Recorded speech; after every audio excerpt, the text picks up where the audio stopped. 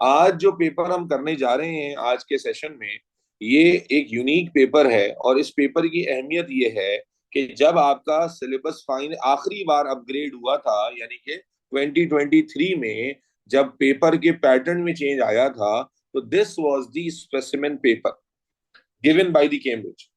Cambridge ने ये specimen paper दिया था। As you can see here today, आज हम अपने पास्ट पेपर प्रैक्टिस में एक स्पेसिमेन पेपर करने जा रहे हैं। स्पेसिमेन पेपर ये बड़ा अहमियत का हामिल है। क्यों? क्योंकि देखो, ये आप आखिरी बैच हो जो इस तरह से पेपर दे रहे हैं। अगले साल से जो बच्चे आएंगे उनके सिलेबस और पेपर पैटर्न में फिर चेंज आ रहा है। तो इसलिए स्पेसिमेन पेपर में जो क्वेश्चंस आए थे वो अब तक दोबारा रिपीट नहीं हुए। यानी स्पेसिमेन पेपर 2023 का आया तो फिर मई जून में वो क्वेश्चंस नहीं आए, अक्टूबर नवंबर 2023 में वो क्वेश्चंस नहीं आए, आपने 2024 को देखा उसमें नहीं आया। लेकिन अब चूंकि आप आखिरी बैच हैं जो नए सिलेबस के हिसाब से आप पेपर देने वाले हो, तो इसलिए ये कैम्ब्रिज का आज स्पेसिमेन पेपर है जो मैं आपको शाम में कराऊंगा, जो कि एग्जामिनेशन 2023 में कैम्ब्रिज की तरफ से दिया गया था। हाँ जी, फरवरी मार्च बिल्कुल कराना है, और वो भी हमारी लिस्ट पे ही है इंशाल्लाह ताला। फरवरी मार्च 2025 बिल्कुल करवाना है। आप बिल्कुल बेफिक्र रहें।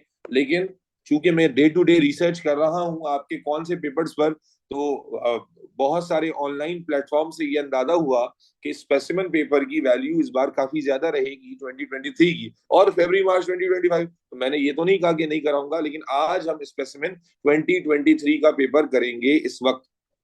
ठीक है जी, क्योंकि इस वक्त हमारे पास 2-2.5 घंटे होते हैं, तो आराम से हम 1 आवर 45 मिनट का पेपर सॉल्व कर पाएंगे। और इंशाल्लाह ताला आज सुबह सेशन नहीं था बेटा, ग्रुप पे अनाउंस किया गया था। खुदा के बंदो, ग्रुप तो देखा करो। चलो बेटा, विदाउट फर्दर डिले शुरू करते हैं। तो आज का पेपर है वही पेपर, 80 मार्क का पेपर है, स्पेसिमेन पेपर है। और हमेशा की तरह मैं चाहूंगा कि जिस तरह आप गुज़िश्ता पेपर्स में एक्टिव पार्टिसिपेशन कर रहे हैं उसी तरह से करें। एक बार फिर डिस्क्लेमर दूंगा कि ये रिवीजन है, ये प्रैक्टिस है, ये रिकॉल है, ये दोबारा से लेक्चर नहीं। ठीक है, दोबारा से लेक्चर नहीं। तो स्पेसिमेन पेपर आज हम शुरू करने जा रहे हैं बगैर किसी डिले के। 5:35 हो रहे हैं, शुरू करते हैं बेटा। Be there and be interactive throughout. तो हमारे पास क्वेश्चन नंबर 1 आ गया बेटा। क्वेश्चन नंबर 1 हमारी स्क्रीन पे आ चुका हुआ है, मेरे ख्याल है देखते ही चेहरों पर मुस्कुराहट अल्लाह करे आ जाएगी। काफी बड़ा पेपर है, ठीक है, लेकिन इस पेपर को करते हुए अल्लाह की जात से उम्मीद है कि आप जल्दी जल्दी करेंगे, थकेंगे नहीं। तो आपको यहाँ पर दिया गया डायग्राम्स दी गई हैं। क्या कहता है? Digestion in human digestive system. आप देखिए डाइजेशन बहुत ज्यादा आ रहा है। यूजुअली जब बड़े सवाल होते हैं आप डायरेक्ट आंसर पे चले जाएं, लेकिन पहले मैं आपको जो है वो पढ़वा देता हूँ।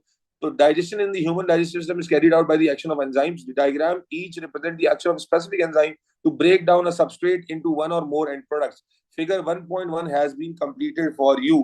अब आपको नजर आ रहा है कि यहाँ पर सबस्ट्रेट की जगह प्रोटीन लिखा हुआ है, यहाँ नेम ऑफ एंजाइम पेप्सिन लिखा हुआ है, एंजाइम की जगह लिखी हुई है, और यहाँ उसका एंड प्रोडक्ट अमाइनो एसिड लिखा हुआ है। ठीक है, फातिमा फैयाज आपकी वीडियो ऑन है, प्लीज अपनी वीडियो बंद करें। अब उसके बाद आगे आपने कंप्लीट करना है स्टार्च के लिए। हाँ भाई, स्टार्च को तोड़ने के लिए कौन सा एंजाइम होता है? Very good, quickly quickly. Starch को तोड़ने के लिए कौन सा एंजाइम होता है बेटा? अमाइलेज। और अमाइलेज कहाँ कहाँ एक्ट करता है? तो आपको मालूम है कि अमाइलेज माउथ में भी होता है, सलाइवा में भी होता है, यस और नो? और अमाइलेज जो है वो ड्यूडेनम में भी आता है ना? अमाइलेज माउथ में भी आता है और अमाइलेज ड्यूडेनम में भी आता है। दोनों जगह में से कोई भी एक लिख सकते हो, दोनों लिखने की जरूरत नहीं है। आप ड्यूडेनम लिखो जिसमें पेनक्रियाटिक जूस में आ रहा होता है माइलेज, या स्मॉल इंटेस्टीन लिखो, दैट इज ऑल्सो एक्सेप्टेबल। आप स्मॉल इंटेस्टीन भी लिख सकते हो, बिल्कुल बिल्कुल लिख सकते हो। ठीक है जी, और माल्टोज इसका प्रोडक्ट है। उसके बाद आगे देखें तो आगे उसने आपके लिए लाइपेज एंजाइम लिख दिया है। लाइपेज का सबस्ट्रेट क्या होता है? जल्दी जल्दी से बेटा, लाइपेज का सबस्ट्रेट होता है lipids, we know that. Lipids हैं या फैट्स हैं, मैंने उस दिन भी बताया था। लिपिड्स लिख सकते हो, फैट्स लिख सकते हो, ऑयल्स लिख सकते हो। ठीक है, और उसके बाद फिर इसका साइट ऑफ एक्शन कहाँ है? वही बात है जो हमने पढ़ा था, क्या? ड्यूडेनम में आता है, पेन ड्यूडेनम में आता है लाइपेज। ठीक है, और इसी तरह फिर जनाब आली हमारे पास इसका एंड प्रोडक्ट क्या होता था बच्चों? Fatty acids. देखो दो जगह दी हुई है, तो इसका मतलब एंड प्रोडक्ट क्या होगा? Fatty acids and glycerol. Fatty acids and glycerol. ठीक है जी, गुड हो गया। देखो 6 नंबर मिल गए। कितना टाइम लगा 6 नंबर लेने में? 6 नंबर लेने में कितना टाइम लगा? कुछ भी टाइम नहीं लगा। ठीक है जी, बेटा रेफरेंस ये नीचे चल रहा होता है, खुद भी देख लिया करो। स्पेसिमेन पेपर है 2023 का। नेक्स्ट। वालेकुम सलाम वरी वसाब। Amino acids are the end products of protein digestion, do we know that? कि अमाइनो एसिड जो है वो प्रोटीन की डाइजेशन का एंड प्रोडक्ट होते हैं। Describe what happens to these amino acids after digestion until they reach liver. बहुत अच्छा और नया सवाल है बेटा, ये बहुत अच्छा सवाल है, नया सवाल है, और बहुत तरीके, अभी तक ये सवाल नहीं आया। सवाल दोबारा देखें। कहता है describe what happens to these amino acids after digestion until they reach liver. मुझे बच्चे बच्चे मैं थोड़ा सा कंसेप्ट रिकॉल कर देता हूँ। सवाल पूछता है कि अमाइनो एसिड जब डाइजेस्ट हो जाएंगे तो अंटिल दे रीच लिवर, उस वक्त तक क्या होगा? लिवर से पहले तक बताना है, लिवर में नहीं बताना। मेरे बच्चे डीअमाइनेशन किसी बच्ची ने लिखा है, गलत हो जाएगा, वो तो लिवर में जाने के बाद होती है। तो मुझे बताएं, जब कोई भी चीज डाइजेस्ट होती है तो कैसे डाइजेस्ट होती है बताइए? ये आपका स्मॉल इंटेस्टीन होता है। स्मॉल भाई, स्मॉल इंटेस्टीन का क्या होता है? ये विलाय होता है। स्मॉल इंटेस्टीन के विलाय के थ्रू आपने क्या पढ़ा था कि ये विलाय होता है, और विलाय के सेल्स के थ्रू जो अमाइनो एसिड होता है, ग्लूकोज होता है, they are being absorb into blood capillaries, और फिर ब्लड कैपिलरीज से फिर आप जानते हैं कि हिपैटिक पोर्टल वेन के थ्रू ये लिवर तक पहुंचता है। यस और नो? तो what should be the contents in your answer? आपके कंटेंट्स में क्या जिक्र होना चाहिए? आपके कंटेंट में जिक्र होना चाहिए एब्जॉर्प्शन का, इंटेस्टाइनल सेल का, है इंटेस्टाइनल सेल का, एक्टिव एक्टिव ट्रांसपोर्ट का, और एब्जॉर्प्शन इनटू ब्लड कैपिलरी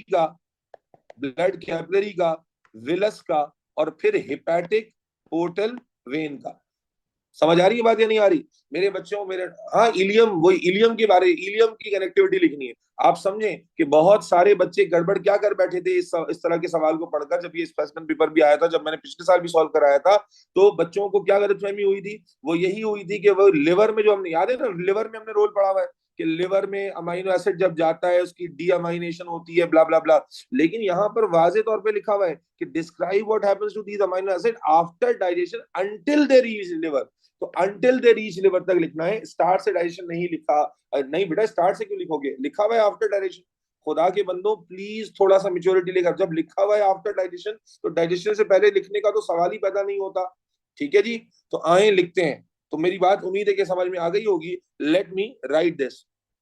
तो amino acids, enough space is given, after being digested are absorbed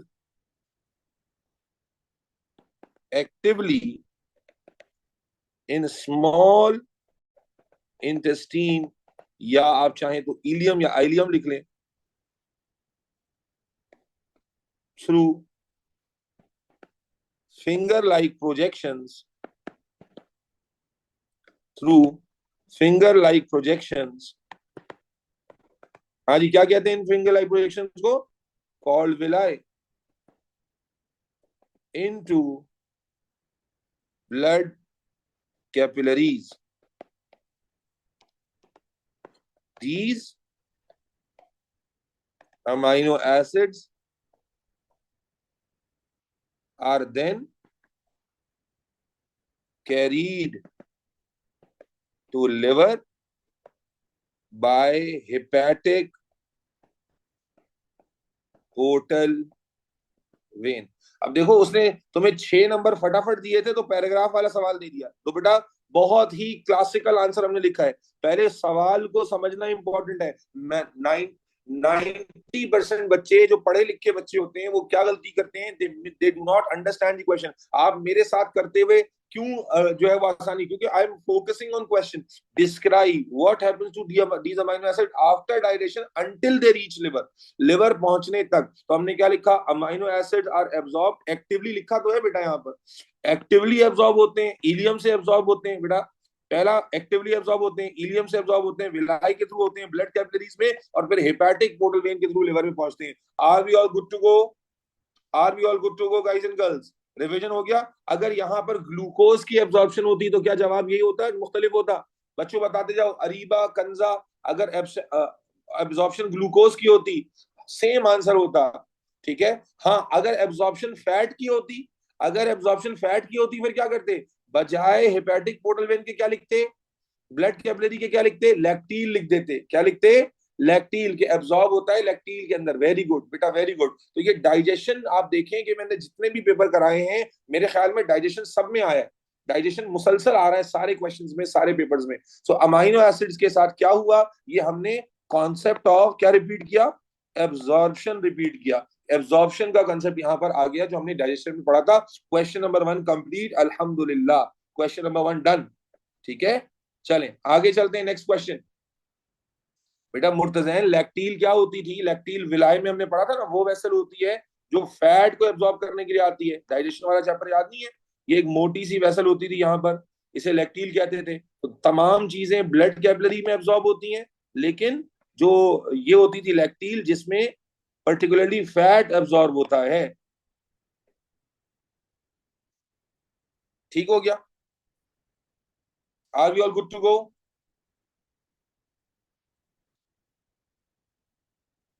चलें आगे चलते हैं बेटा। क्वेश्चन नंबर 2 पे आ रहे हैं बेटा। हम कहते हैं figure 2.1 shows the effect.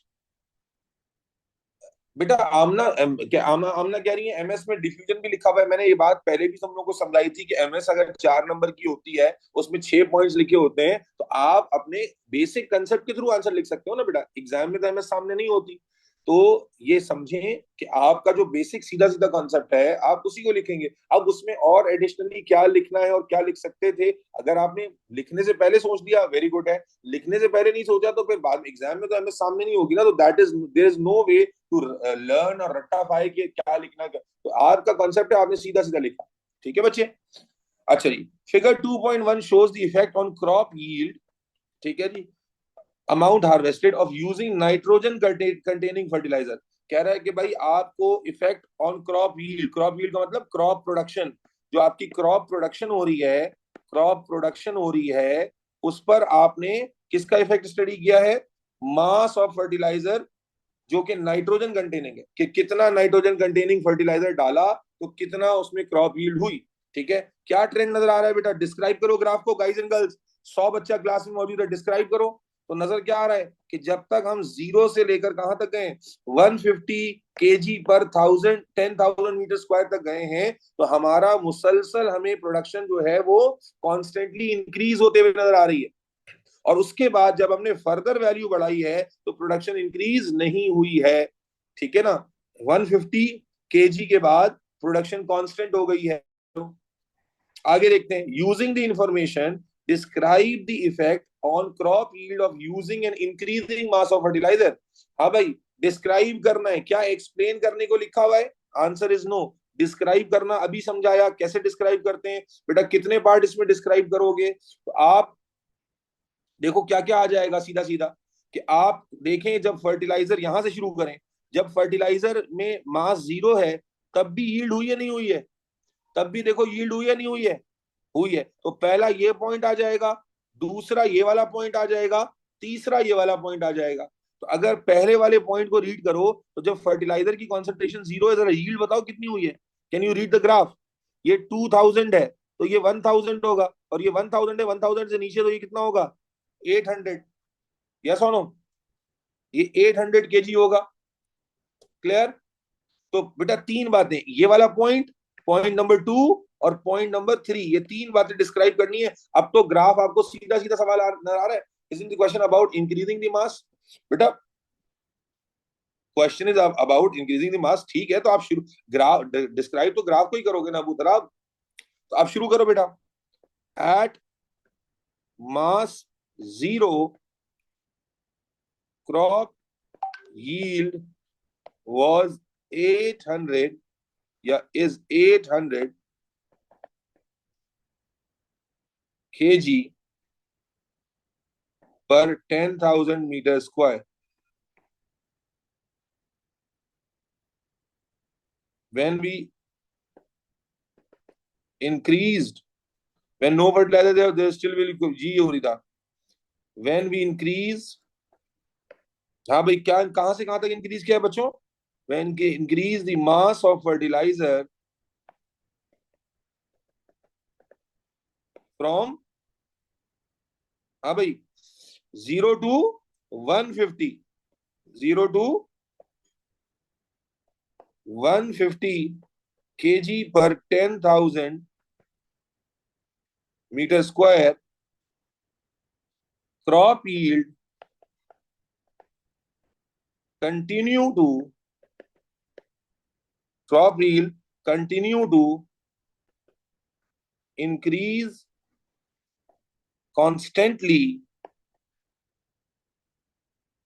till, किस वैल्यू तक गई है भाई? What is the value at this 150? क्या वैल्यू आ रही है guys and girls? Can you read this value for me? क्या वैल्यू बन रही है? 5,600, वेरी गुड। टिल 5,600 kg पर 10,000। याद रखें, हर जगह देखो मेंशन कर रहे हैं metre square. After that there is no effect of increasing mass of fertilizer on crop yield. बेटा डिस्क्रिप्शन ऑफ ग्राफ, बेटा 0 to 150 कहा है ना बच्चे, कांस्टेंट इंक्रीज डिस्क्राइब तो कर दिया। अलग से क्या चाहोगे अरीबा? अब अलग से व्हाट डू यू वांट? अलग से क्या, एक एक पॉइंट को थोड़ी डिस्क्राइब करना है आपको। जब डिस्क्रिप्शन देनी है, 3 नंबर की डिस्क्रिप्शन है, हर एक पॉइंट थोड़ी डिस्क्राइब होगा बच्चे। आपको 3 बातें मैंने शुरू में हाईलाइट की ना, क्या डिस्क्राइब करना है। आपने स्टार्टिंग पॉइंट लेना है, ये वाला ट्रेंड बताना है, और उसके बाद ये बताना है। ये तो सीधे सीधे थी। ठीक है जी बेटा। उसैद मेरे ख्याल में एटीपी में डिटेल में बता चुका हूँ description of the graph, and maximum students have understood. I think you were not there, और अगर आप थे तो फिर आपको क्यों याद नहीं है? डिस्क्रिप्शन ऑफ ग्राफ मैंने आपको बताया था कि आप कैसे बताते हैं, ग्रेजुअल, कांस्टेंट, ट्रेंड्स उनके ग्राफ के बताते हैं, कि हम एटीपी के लेक्चर्स में ग्राफ में कवर कर चुके हैं। ठीक है, याहिया अपना कैमरा बंद करो। Are you all good to go till this point बेटा? बेटा ये सबको समझ आ गया बच्चे, description of the graph? Areeba, आपको अपनी कंफ्यूजन क्लियर हो गई? Varisha, Ashna, everybody else in the class? चले बेटा आगे चलेंगे नेक्स्ट क्वेश्चन पर। नेक्स्ट क्वेश्चन में मूव कर रहे हैं। हसीब चौधरी, हमदा फातिमा नेक्स्ट क्वेश्चन पे जा रहे हैं। हानिया मौजूद है क्लास में। The nitrogen in the fertiliser is in the form of nitrates. ये हमें मालूम है कि नाइट्रोजन जो फर्टिलाइजर में होती है वो नाइट्रेट्स की फॉर्म में होती है। Describe how nitrogen in the fertiliser is absorb by the crop plant and use to give increase crop yield. क्या दो चीजें बतानी है बेटा, अगर आप सवाल पे गौर करें, मैंने हाईलाइट किया है क्या क्या बताना है, कि किस तरह से आपकी नाइट्रोजन एब्जॉर्ब होगी। बेटा एब्जॉर्प्शन आपको मालूम है, नाइट्रेट्स कैसे एब्जॉर्ब होते हैं? रूट एयर से एक्टिवली होते हैं, पैसिवली होते हैं? एक्टिवली होते हैं, पैसिवली होते हैं? एक्टिवली होते हैं। तो एब्जॉर्प्शन रूट एयर से होती है, एक्टिवली होती है, अगेंस्ट ग्रेडियंट होती है। और फिर ये कैसे क्रॉप यील्ड बढ़ाते हैं? तो आपको मालूम है कि जो नाइट्रेट्स होते हैं, ये कल भी पढ़ा था ना, कल वाले सवाल में भी किसी सवाल में आया था कि नाइट्रेट से क्या बनते हैं? Amino acid. अमाइनो एसिड से क्या बनते हैं? प्रोटीन। और प्रोटीन क्या होते हैं? एंजाइम्स होते। एंजाइम्स भी प्रोटीन ही होते हैं। और जो स्ट्रक्चरल ग्रोथ के लिए भी क्या चाहिए होता है? प्रोटीन चाहिए होता है। अगर प्लांट ने ग्रो करना है तो ग्रोथ में जो नया स्ट्रक्चर बनाना है वो भी प्रोटीन ही है। और इसके अलावा जो एंजाइम्स बनाने हैं, जो काम करेंगे, वो भी क्या है बेटा? प्रोटीन ही होते हैं। Is that clear? तो मेरे ख्याल ये सवाल काफी ऑब्वियस है, काफी वाजे है। तो मेरे बच्चे let me write this. Nitrate are absorb against the concentration actively by root hair cells. They are used to make amino acids. They are used to make amino acids, which are then used to make proteins for growth and enzymes for metabolic reactions. Majorly जो आपको nitrates मिल रहे हैं उससे आप protein बना रहे हैं, protein की वजह से आप स्ट्रक्चर बना पा रहे हो, और प्रोटीन ही एंजाइम्स होते हैं, तो एंजाइम्स बनाओगे, enzymes will control your metabolic reaction. Is that clear? Fatima Faiyaz कह रही है अगर नाइट्रोजन बोला होता इंस्टेड ऑफ नाइट्रेट आइंस तो फिर आप नाइट्रोजन या नाइट्रीफाइंग बैक्टीरिया का हवाला दे देते। बिल्कुल बेटा, are we all good to go in this answer guys and girls? I think it was a pretty simple question. ठीक है, इसमें दो चैप्टर्स को जोड़ा था बच्चों। दो चैप्टर्स कौन कौन से जुड़े थे? एक आपका ट्रांसपोर्ट अक्रॉस द मेम्ब्रेन जोड़ा हुआ था, और उसके बाद नहीं बेटा, सवाल उरीदा समझो बेटा, सवाल को पढ़ना बहुत इंपॉर्टेंट है, खुदा के लिए समझो इस चीज को। क्या सवाल था? Describe how nitrogen in the fertiliser is absorbed and used to give by the. क्या ये पूछा था कि ट्रांसपोर्ट कैसे होता है? नहीं पूछा था। तो ये समझो, मार्क्स देखो, ज्यादातर बच्चे जो हम क्लास में कर रहे हैं, पौने 2 घंटे में पूरा पेपर कर रहे हैं, 80 आउट ऑफ 80 कर रहे हैं, लेकिन एग्जाम में बच्चा छोड़ के आ जाता है। क्यों छूट जाता है एग्जाम में? क्योंकि वो सवाल को अंडरस्टैंड ना करने की वजह से ऊट पटांग चीजें लिख रहा होता है, उसमें कोई मार्क नहीं होता। सवाल में वाजे था एब्जॉर्प्शन और यूज, हमने एब्जॉर्प्शन लिखी, यूज लिखा। Is that clear? Production of chlorophyll में हम किस कौन से आइन को हाईलाइट करते हैं? इट कैन बी यूज, लेकिन जो मेजर रोल है प्रोडक्शन ऑफ क्लोरोफिल में कहां पर, किसकी, कौन से आइन का आता है बेटा? कल पढ़ा था ना हमने, कल के पेपर में। विट वाज दैट आइन? मैग्नीशियम। ठीक है, चलें आगे चलते हैं। पार्ट 3 आ गया, सेम क्वेश्चन चल रहा है, उसका पार्ट 3 आ गया। Explain why a farmer may decide. Explain यानी यहां थियोरेटिकल लॉजिक लगेगी बेटा।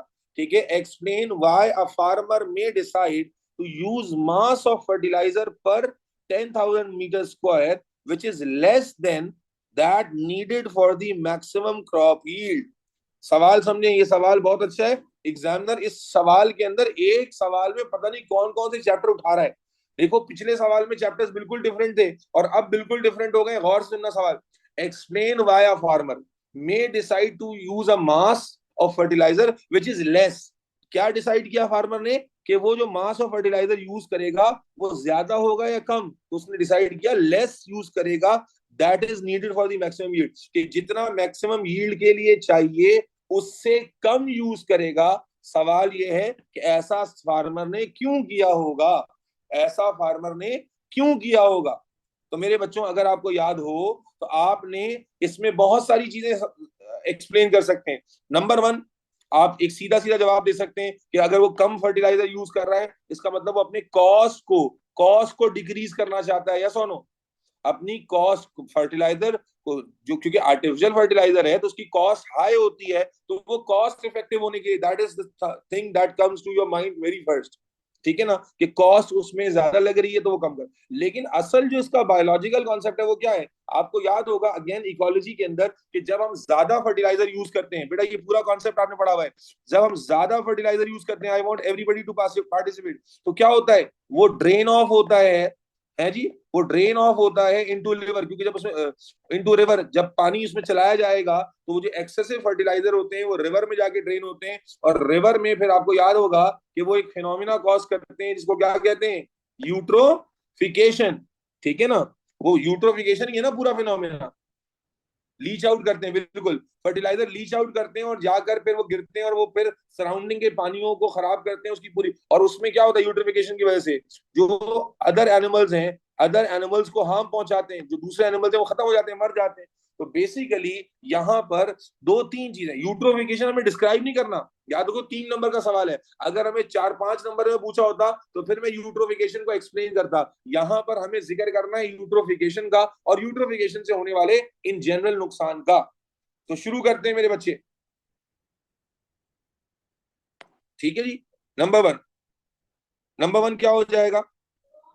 High cost could be a reason to use less mass. पहला हम हाई कॉस्ट पे चले गए कि भाई हाई कॉस्ट की वजह से ऐसा किया होगा, और दूसरा हम बता क्या बताएंगे? एक्सेस फर्टिलाइजर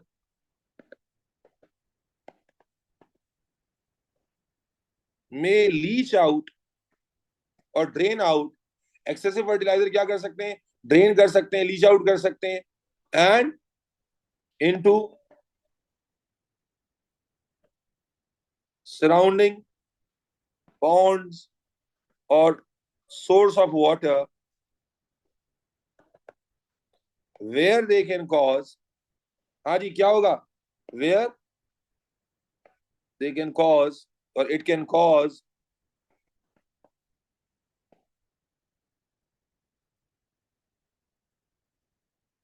eutrophication, और यूट्रोफिकेशन से क्या होगा, which leads to destruction of aquatic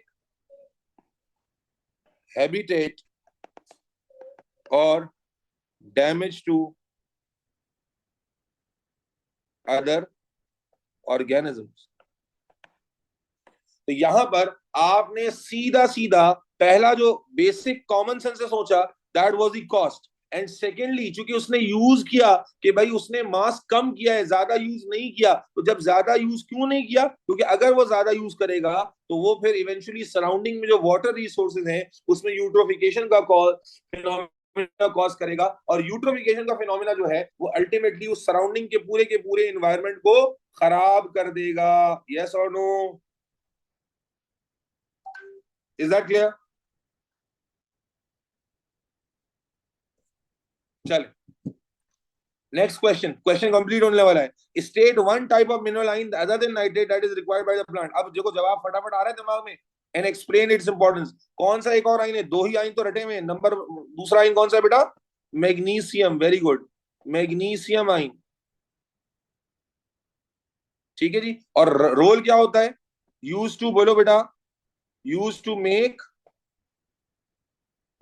chlorophyll. ठीक है, इतना लिखना काफी है, लेकिन क्लोरोफिल क्या करता है, रिवाइज कर लो। क्लोरोफिल क्या करता है, ये एक्स्ट्रा लिख रहा हूं मैं, विच एब्जॉर्ब लाइट एनर्जी और विच कन्वर्ट लाइट एनर्जी इनटू, बोलो बेटा क्लोरोफिल का क्या काम होता है?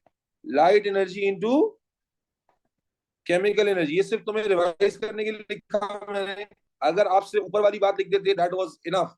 ठीक है, use to make chlorophyll which convert light energy into chemical energy, क्योंकि यहाँ 2 मार्क थे, 1 मार्क मैग्नीशियम बताने का और एक क्या रोल, तो यूज टू मेक क्लोरोफिल जो कि फोटोसिंथेसिस में यूज होता है, जो कि लाइट एनर्जी को केमिकल एनर्जी में कन्वर्ट करने के लिए यूज होता है।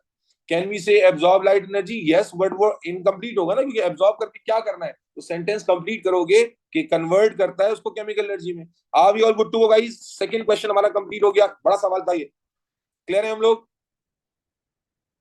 चलो let's move to the third question. Hamda, Varisha, many students are not participating well. I can see 15-20 students who are participating. Let me recall the names. So Faizan, Nemal, Ali Heather, Heather, Muskan, Arisha, Ahmad Talha, and I want Aisha, Umama, Hafsa, Shahir, Kabir, Alamdar, Ayman, Abdul Wahab, Wajiha to participate. Wajiha, I have always high hopes on you, beta. You need to participate. At least say yes or no if you understand or not. ठीक है जी, thank you so much. Subayal and everybody else, I cannot take all the names. So now the third question is about DNA, and Alhamdulillah, you have gone through the details of DNA. Alhamdulillah. So I'm expecting कि आप बहुत अच्छे से इस question को भी answer कर पाएंगे हम लोग मिलके। तो लेट्स रीड द क्वेश्चन। क्या कहता है बेटा? DNA controls the cell function by controlling the production of proteins. ठीक है, हम कल जान चुके हैं, कल भी मैंने डिटेल में रिवाइज कराया था कि डीएनए होता है, डीएनए में क्या होती है, जीन होती है। जीन किससे होती है? नाइट्रोजिनस बेसिस से। नाइट्रोजिनस बेसिस में क्या होते हैं? ट्रिपलेट्स होते हैं, याद है? ट्रिपलेट्स होते हैं, जो एक जेनेटिक कोड होता है, कल रिवाइज करा चुका हूं, और एक जेनेटिक कोड का मतलब एक अमाइनो एसिड होता है, और फिर अमाइनो एसिड मिलते हैं तो क्या बनता है? प्रोटीन बनता है, और प्रोटीन कोई ना कोई फंक्शन करता है। प्रोटीन कोई ना कोई क्या करता है? फंक्शन करता है। This was something we decided, we discussed in the previous paper. ठीक है ना, प्रीवियस पेपर में ऑलरेडी डिस्कस हुआ था। अब आ जाए, describe the structure of DNA. ये तो बहुत सीधा सीधा सवाल है, स्ट्रक्चर ऑफ डीएनए को डिस्क्राइब करना है। तो मैं की पॉइंट्स याद दिलाता हूं, उसके बाद आप लिखेंगे। तो मेरे बच्चे क्या होता था स्ट्रक्चर? नंबर 1 डबल हीलिक्स होता है, यस और नो? डबल हीलिक्स होता है, यस बिल्कुल हो गया। और डबल हीलिक्स में फिर हमने क्या पढ़ा था? डबल हीलिक्स में हमने क्या पढ़ा था कि मेरे बच्चे उसकी जो साइड्स होती हैं वो किससे बनी होती हैं? जल्दी से, शुगर फॉस्फेट बैकबोन होती है, शुगर फॉस्फेट बैकबोन होती है, और जो स्टेप्स होते हैं, सेंटर होता है, वो किससे बना होता है? नाइट्रोजीनस बेसिस से। बल्कि इससे पहले डबल हेलिक्स, और एक्चुअली डबल हेलिक्स होता है, लेकिन उससे बना हुआ किससे होता है? उसका जो मोनोमर होता है डीएनए का, वो क्या होता था बेटा? न्यूक्लियोटाइड्स। और फिर न्यूक्लियोटाइड्स में शुगर फॉस्फेट जो है वो साइड्स बनाते हैं, शुगर फॉस्फेट बॉन्ड जो है वो साइड बनाते हैं, और जो नाइट्रोजीनस बेसिस होती हैं वो सेंटर या स्टेप्स बनाते हैं। यस और नो? चलें जी, तो डिस्क्राइब करते हैं स्ट्रक्चर को। Wajiya, still you are not responding बच्चे। Do we have doubt about pentose? नहीं, उतना इंडिविजुअल डिटेल में ही जाना बेटा, आपको न्यूक्लियोटाइड को डिटेल में नहीं बताना है, आपको डीएनए को बताना है। तो आप क्या बोलोगे? DNA is a double helical structure containing or consisting of or made up of large number of nucleotides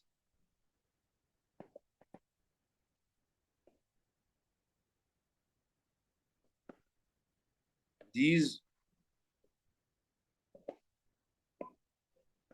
nucleotides of a strand are joined together by sugar phosphate backbone, whereas complementary nucleotides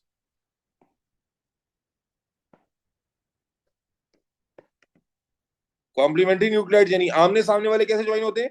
are join together, बोलो बेटा, are join together by nitrogenous, और कोई भी nitrogenous bases या complementary nitrogenous bases, are join together by complementary nitrogenous bases. क्या मतलब है इसका? That is T with A and C with G. आप ये अलग से मेंशन ना भी करते कि कौन किससे है, सिर्फ ये लिख देते कि कॉम्प्लीमेंट्री बेस है, that would be more than enough. लेकिन जब मैंने क्या बताया, देखो एग्जाम में आपको ये थोड़ी पता होगा कि मार्किंग स्कीम में क्या लिखा हुआ है। एग्जाम में you need to understand the question and then you need to make the most suitable answer that covers the ask of the examiner. आपसे स्ट्रक्चर ऑफ डीएनए पूछा गया था, देखो मैं इसको ब्रेक डाउन करता हूँ। स्ट्रक्चर ऑफ डीएनए पूछा गया था, आपने लिखा it's a double helical structure, ये आपको मिल गया नंबर। न्यूक्लियोटाइड से मिला हुआ है, पता चल गया। फिर उसने आपको ये बताया कि एक स्ट्रैंड में जो न्यूक्लियोटाइड्स हैं वो शुगर फॉस्फेट से जुड़े हुए हैं, और जो दो स्ट्रैंड्स हैं वो आपस में नाइट्रोजीनस बेसिस से जुड़े हुए हैं। That was enough. लेकिन just to show the complete knowledge, आपने उसको कंप्लीट किया by adding the word complementary bases, और फिर वहां पर मेंशन भी कर दिया because you had the space कि थाइमीन एडेनिन के साथ और साइटोसिन ग्वानिन के साथ पेयर करेगा। शुगर फॉस्फेट क्या था बेटा? डीएनए का स्ट्रक्चर याद करो, ये जो बॉन्ड्स बनते थे ये शुगर और फॉस्फेट्स के दरमियान बनते थे, और यहाँ जो स्टेप्स आते थे, ये जो कॉम्प्लीमेंट्री बेसिस होती थी, they were joined by nitrogenous bases. DNA का स्ट्रक्चर हमने डिटेल में कवर किया है, अगर किसी बच्चे ने नहीं किया हुआ मेरे साथ तो please refer to my lecture. ठीक है, अल्हम्दुलिल्लाह।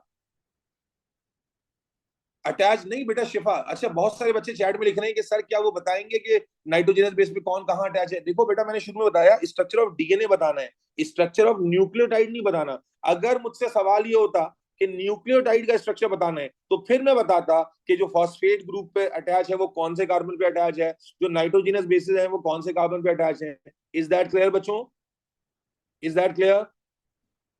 अब्दुल्ला आरिफ कह रहे हैं कि क्या, माशाल्लाह अब्दुल्ला आरिफ का सवाल बहुत अच्छा है। अब्दुल्ला कह रहे हैं क्या कोई रैंडम लेटर यूज कर सकते हैं या यही यूज कर रहे हैं? जरा बाकी बच्चे जवाब दें। बच्चा मेरा कह रहा है, शहजादा मासूम नन्ना मुन्ना कह रहा है कि कोई रैंडम लेटर यूज कर सकते हैं। अबे रैंडम कैसे यूज करेंगे? These are the name of the bases, thymine adenine cytosine guanine. भाई डीएनए का स्ट्रक्चर जाके सुनो। डीएनए का स्ट्रक्चर नहीं कवर किया हुआ इसका मतलब चल रहा तुमने, रैंडम थोड़ी लिए मैंने लेटर, अल्लाह के बंदे। इन, चलो अच्छा हुआ पूछ लिया तुमने यार। ठीक है, मेरी भी लर्निंग होती है। चलो आगे चलते हैं। ओके बेटा, ब्लड ग्रुप्स याद करें, इनहेरिटेंस का चैप्टर खोलें, मैंने ब्लड ग्रुप का सवाल क्लास में कराया हुआ है। ब्लड ग्रुप करें बेटा। ब्लड ग्रुप में याद है हमने क्लास से मुख्तलिफ बच्चों की एग्जाम्पल्स भी ली थी, उनके अम्मा अब्बा का ब्लड ग्रुप भी निकाला था। ठीक है। डीएनए जिन्होंने नहीं किया हुआ मेरे साथ, बायोलॉजिकल मॉलिक्यूल्स के जो मेरे लेक्चर्स हैं उनको सुनिए। अब सवाल है बेटा, one parent of a child has a blood group B. Okay, सवाल देखिए बेटा, एक बच्चे का, एक बाप यानी एक पेरेंट का ब्लड ग्रुप बी है and the other parent has blood group A. अब मुझे बताओ बी किसके सूरत में हो सकता है? बी किसके सूरत में हो सकता है? जब आई बी हो तब भी हो सकता था, और जब आई बी आई ओ हो तब भी हो सकता था। यस और नो? इसी तरह ए कब कब हो सकता था बेटा, जब आपने पढ़ा था, या तो आई ओ हो तब भी ए हो सकता था, या आई ओ हो तब भी ए हो सकता था। यस और नो? ये याद आता है सबको? आगे कहता है the child has blood group O. बच्चे का ब्लड ग्रुप कैसा आया है? ओ। इसका मतलब बच्चे में कौन सी एलील आई है? आई ओ। बच्चा अगर ओ है तो ओ तो यही वाला होगा। अगर अब मुझे बताओ, बच्चे में ब्लड ग्रुप ओ में आई ओ आया है, तो जिब्राइल फूक के गए होंगे। इसका क्या मतलब है कि अम्मा अब्बा का ए बी कौन सा वाला ए बी है? होमोजाइगस या हेटेरोजाइगस? क्या ये वाला है? आपने रूल आउट कर लिया, देखो रूल आउट हो गया। अगर अम्मा अब्बा का ए और बी ये वाला होता तो बच्चे में आई ओ आता क्या? बच्चे में आई ओ नहीं आ सकता था। इसका मतलब है अम्मा और अब्बा का जो जीनोटाइप है वो यही वाला जीनोटाइप है। यस और नो? अब आगे कहता है कंप्लीट द जेनेट, अब समझ रहे हैं हम बच्चे हैं। Complete the genotype genetic diagram to show the possible blood groups for the second child of these parents. ठीक है, तो अब पहला अब अब्बा का अम्मा का ले लें तो ये आ जाएगा आई ओ। उसके बाद बोलो बेटा आई ओ। ये समझ में आ गया कि हमने कैसे जज किया कि ये आई ए नहीं है बल्कि आई ओ है? Is this clear everybody? क्योंकि बच्चे में वो ब्लड ग्रुप आ रहा है, एग्जामिनर हमेशा हिंट देगा। अब बताओ गैमीट्स बनेंगे तो गैमीट्स क्या बनेंगे? एक बनेगा आई ओ, एक बनेगा आई ओ। उसके बाद possible genotypes of children. Possible genotype क्या होंगे? तो बेटा आप अपना प्रूनेट स्क्वायर बना लें और प्रूनेट स्क्वायर पे वर्किंग कर लें। एक तरफ आपने लिखा आई ओ, एक तरफ आपने लिखा आई ओ। अब देखो क्या आएगा, बोलो बेटा आई ओ, आई ओ। याद है मैंने क्लास में क्रॉस कराई है, क्या बताया था? जब दोनों हेट्रो हेट्रो हो, बताया था या नहीं बताया था क्लास में वजीहा, कि जब दोनों हेट्रो हेट्रो हो तो ब्लड ग्रुप की पॉसिबिलिटी मैक्सिमम होती है। देखो ये आ गया सवाल, क्या क्या ब्लड ग्रुप आ रहे हैं बच्चों, देखो 25% पॉसिबिलिटी किसकी आ रही है? 25% पॉसिबिलिटी आ रही है ए बी की, 25% पॉसिबिलिटी आ रही है ए की, 25% पॉसिबिलिटी आ रही है बी की, और 25% पॉसिबिलिटी आ रही है ओ की। तो पॉसिबल जीनोटाइप्स क्या क्या हो सकते हैं, यहां लिख देते हैं। पॉसिबल जीनोटाइप्स हो सकते हैं I B, I O, I O and I O. Is that clear? ये तो क्लास का किया हुआ सवाल है। और फिर इससे पॉसिबल ब्लड ग्रुप क्या निकलेंगे? इससे ब्लड ग्रुप निकलेगा ए बी, इससे निकलेगा ए, इससे निकलेगा बी, और इससे निकलेगा O. Is that clear everybody? ये जेनेटिक में ब्लड ग्रुप क्लास में अगर आपने किया हुआ है तो ये एग्जांपल तो क्लास के अंदर ही सॉल्व हुई है। Are we all good to go? Okay, next question, last part आ गया इस क्वेश्चन का। State the probability that second child of these parents. अबे समझ, ये समझ रहे हैं हम कोई लल्लू लाल बच्चे हैं? State the probability that second child of these parents has the same sex as the first child, has the same blood group as the first child. दो चीजों पूछी है भाई। मैंने क्या बताया था बेटा, देखो पहला बच्चा क्या था, लड़का था लड़की थी? कोई सेक्स उसने बताया ही नहीं था, है जी। The child has a blood group बताया था, ये नहीं बताया था कि लड़का है या लड़की है। ठीक है ना? तो लेकिन हमने क्या सेक्स डिटर्मिनेशन में पढ़ा है कि जब नया बच्चा पैदा होना होता है तो सेक्स जो भी है, लड़का आने का चांस कितना होता है? 50। लड़की आने का चांस भी कितना होता है गाइस एंड गर्ल्स? 50% होता है। तो हमने तो अल्हम्दुलिल्लाह अल्हम्दुलिल्लाह क्लास में पढ़ा हुआ है। तो मेरे बच्चे प्रोबेबिलिटी है, तो आप क्या लिखोगे, बोलो कितने परसेंट प्रोबेबिलिटी है सेम सेक्स होने की? 50% की। ठीक है जी, 50% लिखोगे। और same blood group as the first child, O की पॉसिबिलिटी कितनी है? 25%। याद रखो परसेंटेज का साइन मिस नहीं कर देना। अगर 25% का साइन मिस कर दिया तो गलत हो जाएगी कंसेप्ट। 0.5 देखो फिर वो लिखोगे, अगर वो बच्चा कह रहा है कि 0.5, इसको ऐसे भी लिख सकते हो आप, 1/2 लिख दो, इसको 1/2, इसको 0.5 लिख दो, और इसको 0.25 भी लिख सकते हो, आउट ऑफ 4 या आउट ऑफ 1, किसी भी तरह से लिख सकते हो। बेस्ट बेहतरीन ये है कि परसेंटेज में लिखो, 1/2 और 1/4 बिल्कुल लिख सकते हैं। क्लियर हो गई बात बच्चों? Y50 Ayesha Akhtar, sex determination के लेक्चर में जाओ बेटा।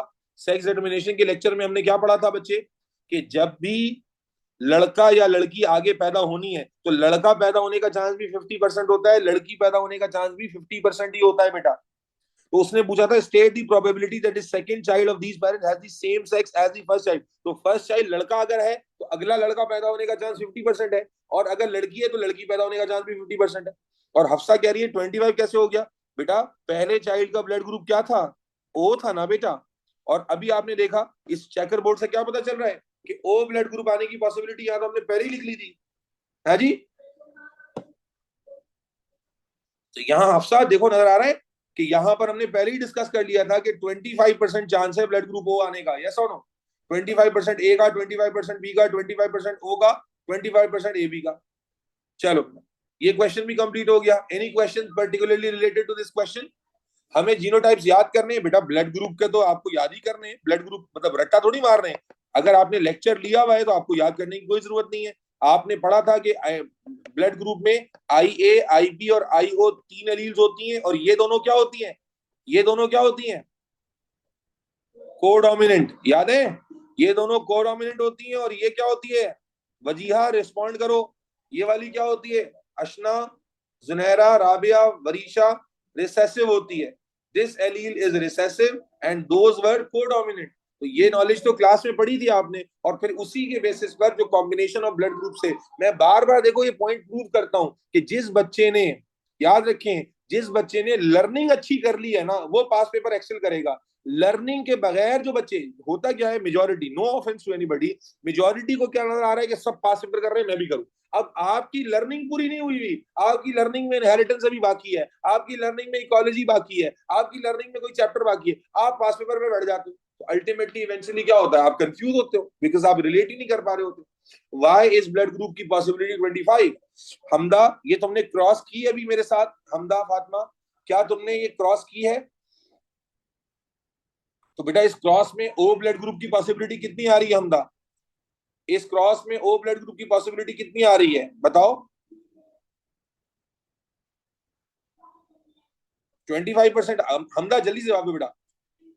4 नहीं आ रही बेटा, ये देखो ना, इस ब्लड, इसमें ए भी बन रहा है, इसमें ये देखो 4 बॉक्सेस का चार्ट है, और ब्लड ग्रुप ओ यहां से आ रहा है, और इसकी पॉसिबिलिटी आउट ऑफ 4 क्या है? 1/4 है ना, 1/4 का मतलब 25%।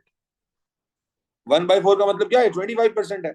ये है ना ब्लड ग्रुप ओ, यहाँ मैंने लिखा दो कि 25% A B, 25% A, 25% B and 25% O. तो चूंकि उसने पूछा था कि भाई पहले वाले बच्चे का ब्लड ग्रुप ओ है, दोबारा से बच्चे का ब्लड ग्रुप ओ आए, इसके चांसेस कितने हैं? तो हमने क्रॉस से अंदाजा किया कि ब्लड ग्रुप आने के चांसेस, ओ आने के चांसेस कितने हैं? 25% हैं। ठीक है जी। 50% चांस कहां से हो रहा है? हादिया मैं ऑलरेडी समझा चुका हूं, मेरे ख्याल में दोबारा बताऊंगा, वक्त थोड़ा जाया होगा। अब आपने 2-3 दफा पूछ लिया तो मैं बता देता हूँ। सवाल था कि ये बताइए कि जो दूसरा बच्चा है उसका सेक्स जो है पहले बच्चे जैसा ही होगा, यानी अगर पहला बच्चा लड़का है तो दूसरा भी लड़का हो, पहली लड़की है दूसरी भी लड़की हो, उसका चांस कितना है? तो बेटा आप मुझे बताएं, हादिया तुमने सेक्स डिटर्मिनेशन का टॉपिक पढ़ा है मेरे साथ? सेक्स इनहेरिटेंस का चैप्टर हादिया आमिर आपने मेरे साथ पढ़ा है बच्चे? ताकि मैं आपको रिलेट कर सकूं आपके रजिस्टर से कि कहां पर ये चीज सिखाई गई है आपको। I O Hadia, okay okay, that is why I was confuse because this was pretty evident in the class. अगर आप, आई वुड सजेस्ट मेरे असिस्टेंट से आप मेरे नोट्स हासिल करें। सेक्स डिटर्मिनेशन का टॉपिक है इनहेरिटेंस में, और इनहेरिटेंस वैसे ही बच्चों को बहुत मुश्किल लगता है। हमने अल्हम्दुलिल्लाह किया, बच्चों ने कहा बहुत सिंपल चैप्टर है। तो इनहेरिटेंस में एक टॉपिक था सेक्स डिटर्मिनेशन का, और सेक्स डिटर्मिनेशन में हमने सीखा कि जब भी दो लोग अपनी मेल और फीमेल अपनी जनरेशन आगे चलाते हैं तो आगे का सेक्स लड़का बॉय होगा या गर्ल होगा, ये हमने सॉल्व करके सीखा था कि लड़की आने का चांस भी 50% होता है, लड़के आने का चांस भी 50% होता है। तो अगर आपने ये नॉलेज पढ़ी होती है चैप्टर में, तो सीधा सीधा आप रिलेट कर लेते हो कि सेम सेक्स रिपीट होगा, लड़का है तो मजीद लड़का पैदा हो या लड़की पैदा हो, दोनों का चांस 50-50% ही होता है। तो ये चैप्टर के टॉपिक से है, ठीक है। मेरे ख्याल में मैं 500 दफा कह सका हूं कि जब तक रिवीजन अच्छे से नहीं हो रहा और हर एक चीज अच्छे से रिवाइज नहीं हो रही, पास पेपर सॉल्वेशन का कोई फायदा नहीं होगा, ठीक है जी। अच्छा, सामिया कह रही है भाई आई की जो एलील थी वो डोमिनेंट होती है, आई बी की जो एलील थी वो भी डोमिनेंट होती है, ये दोनों आपस में कोडोमिनेंट होते थे, और आई ओ की जो एलील है वो रिसेसिव होती थी बेटा, ठीक है बेटा। तो उम्मीद है कि सारे बच्चों को ठंड पड़ गई होगी, और जिन बच्चों ने पूरे साल पढ़ा है उनको खुशी भी महसूस होगी। मैं ये नहीं कह रहा कि जिनको रिलेट नहीं हो रहा वो अल्लाह ना करे गम महसूस करें, लेकिन एज अ टीचर हमें खुशी होती है कि अगर एक चीज कराई गई है तो देखो एग्जाम में वही एंगल्स कवर किए जाते हैं। अनकशा, तुम्हारी पार्टिसिपेशन नहीं हो रही बेटा क्लास में, वैसे तुम आगे मुझसे पूछती रहती हो, आज अभी तुम्हारी पार्टिसिपेशन होगी तो मुझे पता चलेगा ना कितना रिलेट कर पा रही हो। Ankasha, I need you to participate बेटा। चलें, नेक्स्ट क्वेश्चन बेटा, ये क्वेश्चन कंप्लीट हो गया, आगे चल रहे हैं बेटा। ओके, नाउ क्वेश्चन नंबर 4 पे आ रहे हैं बेटा। Figure 4.1, figure 4.1 shows a photo micrograph of a pollen grain with a pollen tube growing from it। क्या हमने रिप्रोडक्शन इन प्लांट्स में पॉलन ट्यूब की ग्रोथ का पूरा कॉन्सेप्ट पढ़ा या नहीं पढ़ा, बोलो बेटा। ये पॉलन है और इसमें से पॉलन ट्यूब ग्रो कर रही है। मैं थोड़ा कॉन्सेप्ट रिवाइज कराता हूँ अपने नए और पुराने बच्चों के लिए, क्योंकि बहुत सारे बच्चों ने एक्सक्लूसिवली पास पेपर सेशन के लिए शायद ज्वाइन किया हुआ है, इसलिए मुझे सबके नाम नहीं पता कौन है कौन नहीं है, जो है वो बातें बता दीजिएगा। तो अब आपने क्या पढ़ा था, मैं थोड़ा रिवाइज कर देता हूँ। आपने पढ़ा था जो पॉलन होता है वो डिवाइड होता है, तो उसमें कितने टाइप के न्यूक्लियस बनते हैं बेटा, बताओ जल्दी जल्दी। जनरेटिव न्यूक्लियस और ट्यूब न्यूक्लियस। फिर tube nucleus continue to divide to form pollen tube, ये पॉलन ट्यूब बन रही है जो आपको यहाँ नजर आ रही है। Tube nucleus continue to divide to form pollen tube, and then generative nucleus क्या करता है, move into pollen tube. Pollen tube के अंदर क्या करता है बेटा, मूव करता है। और फिर हमने पढ़ा था कि जनरेटिव न्यूक्लियस आगे जाके डिवाइड जाता है, और डिवाइड होके क्या बनाता है, कितने स्पर्म बनाता है, 2 स्पर्म बनाता है। एक स्पर्म किससे फ्यूज होता है, एग से, और एक स्पर्म किससे फ्यूज होता है, सेकेंडरी न्यूक्लियस से। यस और नो, ये सारा कॉन्सेप्ट आपने रिप्रोडक्शन इन प्लांट्स में पढ़ रखा है, ठीक है जी। नहीं तो नोट्स खोल लीजिए भले से। आगे देखिए, अब सवाल नहीं पता मुझे क्या है, तो बेटा सवाल का रेफरेंस समझ में आ गया। पॉलन बना हुआ है, पॉलन ट्यूब बनी हुई है। अब सवाल आगे चलते हैं। A student placed pollen grains from the same type of plant, okay, एक ही प्लांट लिया और कहाँ डाल दिया पॉलन ट्यूब को, पॉलन ग्रेन को सुक्रोज सोल्यूशन में of different concentrations. Concentration different थी for a fixed amount of time, time सबके लिए बराबर था। After this time the student use a microscope to examine the grains and the tubes, ठीक है जी। उसके बाद एक सर्टेन टाइम पीरियड के बाद उसने क्या किया, पॉलन ट्यूब को माइक्रोस्कोप में रख के पॉलन ग्रेन को, सॉरी, ऑब्जर्व किया, ठीक है ना, पॉलन ग्रेन को ऑब्जर्व किया। अब देखते हैं सवाल डेटा क्या दिया हुआ है, देखो क्या दिखाया हुआ है डेटा में। सुक्रोज कॉन्सेंट्रेशन देखो ये बढ़ रही है, 1 2 3 4 5 6 करते करते यहाँ 40% पे जा रही है। और उसके बाद यहाँ पर लिखा हुआ है पॉलन ग्रेन जर्मिनेटेड। तो जब कॉन्सेंट्रेशन कम थी तो आप देखें यहाँ पर 6 जर्मिनेट हुए, जब कॉन्सेंट्रेशन बढ़ी तो यहाँ पर 13 जर्मिनेट हुए, कॉन्सेंट्रेशन और बढ़ी तो 25 जर्मिनेट हुए, कॉन्सेंट्रेशन और बढ़ी तो 56 जर्मिनेट हुए। लेकिन अगर आपको उसके बाद नजर आए तो कॉन्सेंट्रेशन जब हमने 8 से ऊपर गए हैं, 10 पर गए हैं, 20 पे गए हैं, 40 पे गए हैं, तो जो पॉलन ग्रेन जर्मिनेट हुए हैं वो कम होते जा रहे हैं। यस और नो, पॉलन ग्रेन जो जर्मिनेट हो रहे हैं वो क्या होते जा रहे हैं, कम होते चले जा रहे हैं, ठीक है जी। अच्छा, उसके बाद ये मीन पॉलन ट्यूब की लेंथ है, तो आप देखिए लेंथ पहले 0.005 थी, फिर बढ़ी, फिर बढ़ी, फिर और बढ़ी, उसके बाद कम होने लग गई। आप देखें तो आपको नजर ही आ रहा है कि 8% तक, 8% तक पॉजिटिव इफेक्ट आ रहा है कॉन्सेंट्रेशन का, और 8% के बाद नेगेटिव इफेक्ट आ रहा है। यस और नो, 8% तक पॉजिटिव इफेक्ट आ रहा है और 8% के बाद नेगेटिव इफेक्ट आ रहा है। यस और no, can everybody see that, Ankasha, Varisha, I need you to response, Ankasha, Wajiha, Filza, ये ट्रेंड सबको दिख रहा है, चलो गुड हो गया, thank you Wajiha for responding. Ankasha is still waiting for your response. Yeah. अच्छा, a total of 12 pollen grains were placed in 20% sucrose solution. Using the information in table 4.1, calculate the number of pollen grains that germinated to produce a pollen tube in 20% sucrose solution. हाँ भाई, सवाल बड़ा वाजे है, उम्मीद है कि आप गड़बड़ नहीं करेंगे। क्या सवाल है भाई? कहता है using the information in table 4.1, calculate the number of pollen grains that germinated to produce a pollen tube. जी बेटा,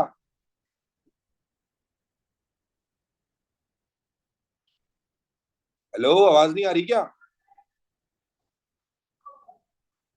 बेटा तवज्जो से देखें, यहां पर अब आप कहेंगे 25 बच्चे, बेटा यहां क्या लिखा हुआ था? Percentage of pollen grains. क्या लिखा हुआ था? परसेंटेज ऑफ पॉलन ग्रेन्स लिखा हुआ था बेटा। तो परसेंटेज है 25%। राबिया हारिस, ट्रेंड गौर से देखो, समझ में आ जाएगा बेटा। ट्रेंड गौर से देखोगे तो समझ में आएगा, क्यों नहीं आएगा? ट्रेंड गौर से देखो, समझ में आ जाएगा। आप देखो ना, यहाँ 6 है, 13 है, मैं तो मतलब रीड ही कर रहा हूँ, कोई अलग से। 6 है, 13 है, 25 है, 56 है, तो नंबर बढ़ रहा है। कॉन्सेंट्रेशन बढ़ा रहे हो तो नंबर ऑफ यानी परसेंटेज ऑफ पॉलीग्रेन जो जर्मिनेट है वो बढ़ रही है। और उसके बाद देखो 10, 20 पे देखो 56 से नीचे आ गया 31, और नीचे आ गया 25, और नीचे आ गया 30। आई think it is pretty straight forward कि यहाँ पर कॉन्सेंट्रेशन बढ़ाने से जर्मिनेशन कम हो रही है, यहाँ पर कॉन्सेंट्रेशन बढ़ाने से जर्मिनेशन जो है वो तेज हो रही है। हाँ जी। अब मुझे बताएं, 25%, ये 25% दिया हुआ है, परसेंटेज दी हुई है, तो मुझे बताइए बेटा कैसे अंदाजा करेंगे कि भाई 12 पॉलन ग्रेन यूज हुए हैं, तो 12 में से 25% जर्मिनेट हुए हैं, तो बेटा सीधा सीधा क्या करोगे? 12 का 25% निकाल लोगे, कितना आएगा?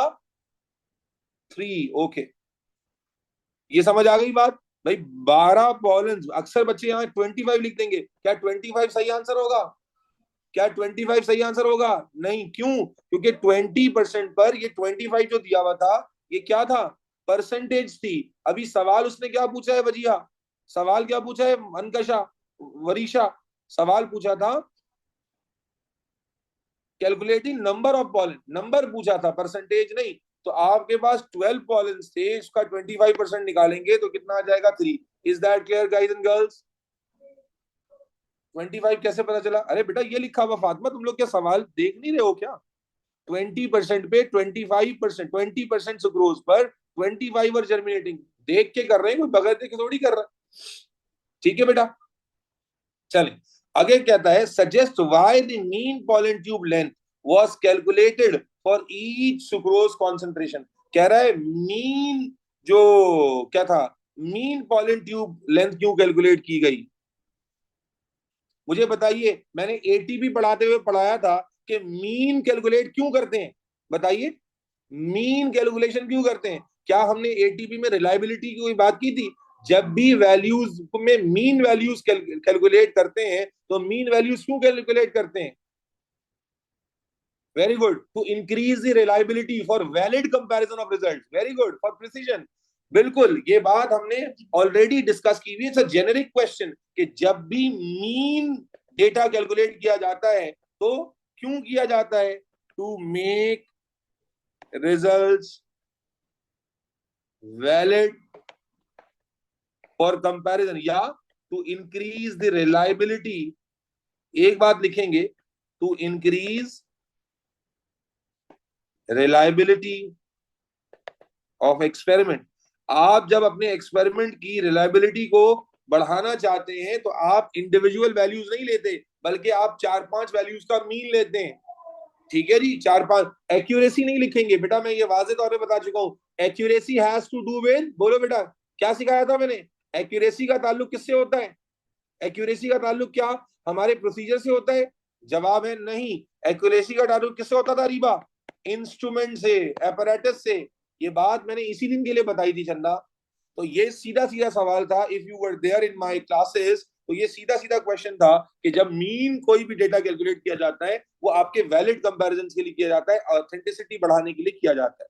पार्ट 3 आ रहे, using the information in table 4.1, Identify the optimum best concentration of sucrose solution for pollen grain germination and pollen tube growth. हाँ भाई, बेस्ट कॉन्सेंट्रेशन क्या थी? टेबल देख के बता सकते हैं? नहीं बता सकते? बिल्कुल बता सकते हैं बच्चों। बेस्ट कॉन्सेंट्रेशन क्या होगी?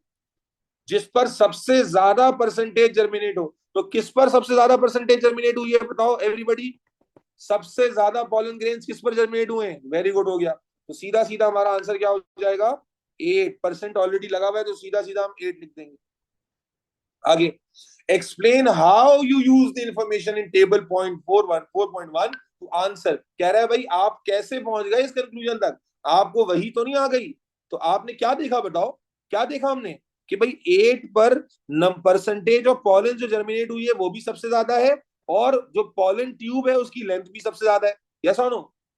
आप देखें क्या नजर आ रहा है आपको? 8% पर द टेबल शोज कि 8% पर जो परसेंटेज ऑफ पॉलन जर्मिनेटेड है वो भी हाईएस्ट है, और जो mean length of pollen tube है वो भी हाईएस्ट है। इसका मतलब सबसे अच्छी कॉन्सेंट्रेशन यही है। इसी बात को लिखेंगे। 2 नंबर क्यों है? क्योंकि आप 2 बातों का हवाला देंगे। आप बोलेंगे the table shows at 8%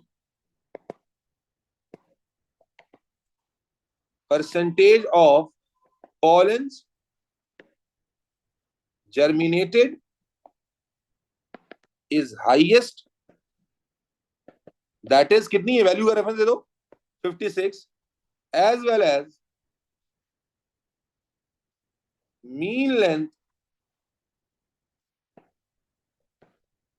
of pollen tube is also longest. कितनी थी? 0.040. Is that clear बच्चों? Yes or no? Okay, next question. The germination of the pollen grain requires the movement of water into the pollen grain to form a pollen tube. अब ये एक situation देता है, क्या कहता है? कि pollen grain उस वक्त तक जर्मिनेट नहीं होगा जब तक उसमें वाटर ना जाए, और वाटर जब जाएगा तो फिर pollen grain से pollen tube निकलना शुरू होगी। ये वो बता रहा है। सवाल को आपने अच्छे से बच्चों पढ़ना है। अगर सवाल जल्दबाजी में पढ़ेंगे तो मेजर बातें मिस कर जाएंगे। कहता है suggest why placing a pollen grain in a solution with high sucrose concentration, then in your answer to A part 3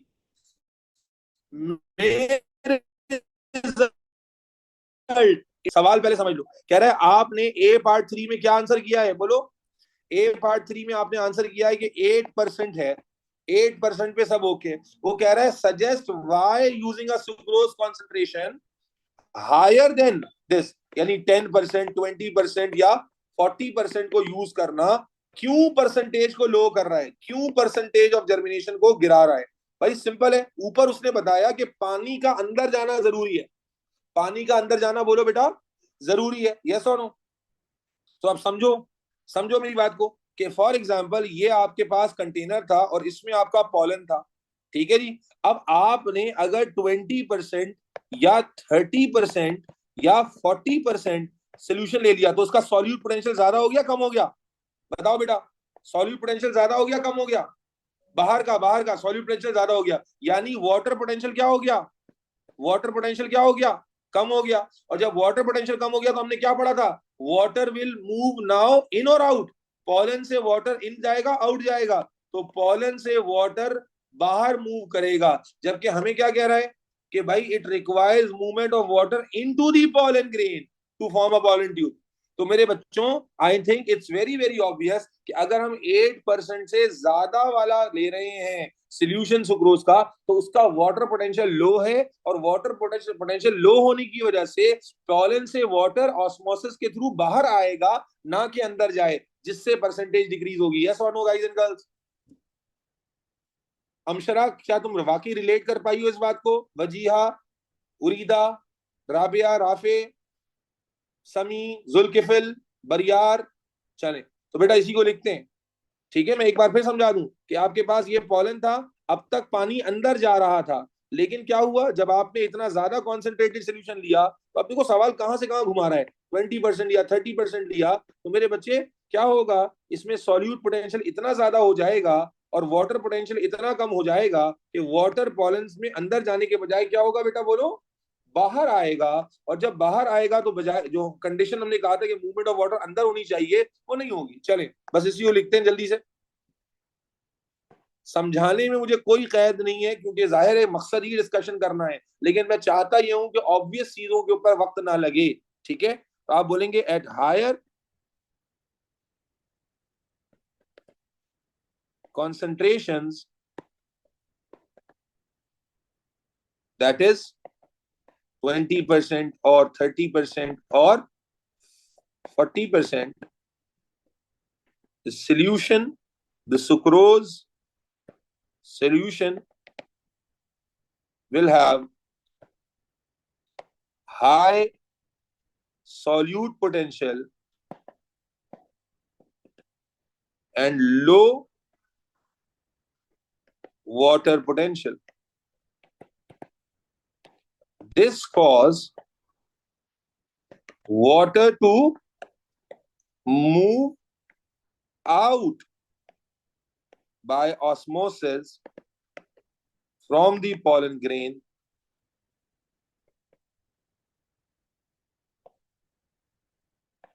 rather than moving in, which result in lower percentage of germination. Is that clear बच्चों? Yes or no? आगे चलते हैं। Okay, 4 number का सवाल आ गया भाई। Paragraph वाले काफी सारे क्वेश्चन एक साथ आ गए। Describe the route taken by the growing pollen tube in a plant and explain the importance of this route. बेटा अभी शुरू में क्या मैंने शुरू में समझाया? यस और नो? अभी पॉलन ट्यूब का रूट समझाया था नहीं समझाया था? पॉलन ट्यूब का रूट अभी समझाया था मैंने। क्या होता है पॉलन ट्यूब, क्या करती है मेरे बच्चे? पॉलन कहाँ जाके गिरता है? याद करो, रिप्रोडक्शन इन प्लांट्स, नए और पुराने बच्चे। पॉलन यहाँ आके गिरता है, तुम्हारी नोट्स में डायग्राम तुमने बनाई हुई है बेटा मेरे साथ। यहाँ आके गिरता है, what is this part? Stigma. फिर यहाँ से पॉलन ट्यूब ग्रो करती है, कहाँ से पास होती है बेटा, बोलो? स्टाइल। और फिर पास होते होते होते होते होते होते होते होते कहाँ जाती है बेटा? ओवरी में। और ओवरी में फिर ओव्यूल होता था, याद है? और ओव्यूल के माइक्रोपाइल पर एंड होती है, और माइक्रोपाइल पर जब एंड होती है तो फिर वहां पर गैमीट्स हैं जो कि ओव्यूल के अंदर चले जाते हैं और फर्टिलाइजेशन करते हैं। यस और नो? यही कॉन्सेप्ट था, यही कंसेप्ट था बेटा। सीधा सीधा, इसमें कोई, इसमें रॉकेट क्या, इसमें कोई तोड़ना मरोड़ना है, कुछ भी नहीं करना बेटा। जो सवाल जो क्लास में पढ़ा था वही लिखना है। तो आई एम होपिंग कि क्लास में आपने पढ़ा था। मैं फिर उन बच्चों से रिक्वेस्ट करूंगा जो बच्चे मेरे साथ नहीं है शुरू से और अब एंड में आए हैं, अगर आपको कहीं ऐसा लगे कि सर के जो बाकी बच्चे हैं वो जवाब दे रहा हूँ आपको नहीं आ रहा, तो बेटा मेरे असिस्टेंट जो करने से कोशिश करें कि मेरे नोट्स हासिल कर लें, ताकि आपके पास जो है वो इंफॉर्मेशन पूरी हो। ठीक है जी, चलें। तो बेटा रूट, सवाल क्या था? Describe the route taken by the growing pollen tube in a plant and explain the importance of this route. तो मैं एक आखिरी बार रिपीट कर देता हूँ। सामिया, तुम्हारा साबुन स्लो क्यों चलता है बेटा? पॉलन कहाँ गिरता है? स्टिग्मा पे गिरता है। फिर पॉलन ट्यूब स्टिग्मा से ग्रो करना शुरू करती है। कहाँ से गुजरती है? नेक पर, जिसको हम स्टाइल कहते हैं। उसके बाद ऑल द वे कहाँ आ जाती है? ओवरी में आ जाती है। और फिर यहाँ ओव्यूल होता है। तो पॉलन ट्यूब अपने साथ क्या लेकर आती है? गैमीट्स लेकर आती है। और फिर ये गैमीट जो है वो आकर यहाँ फ्यूज हो जाते हैं। This is what we have studied. चलें लिखते हैं,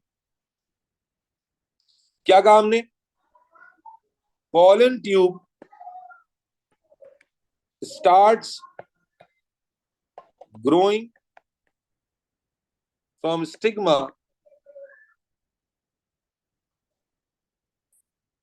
it passes through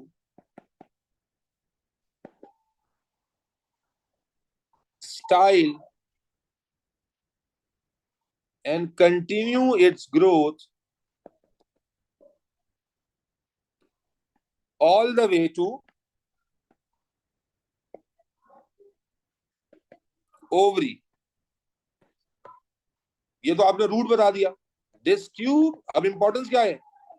is responsible to carry generative nucleus, which then forms Male gametes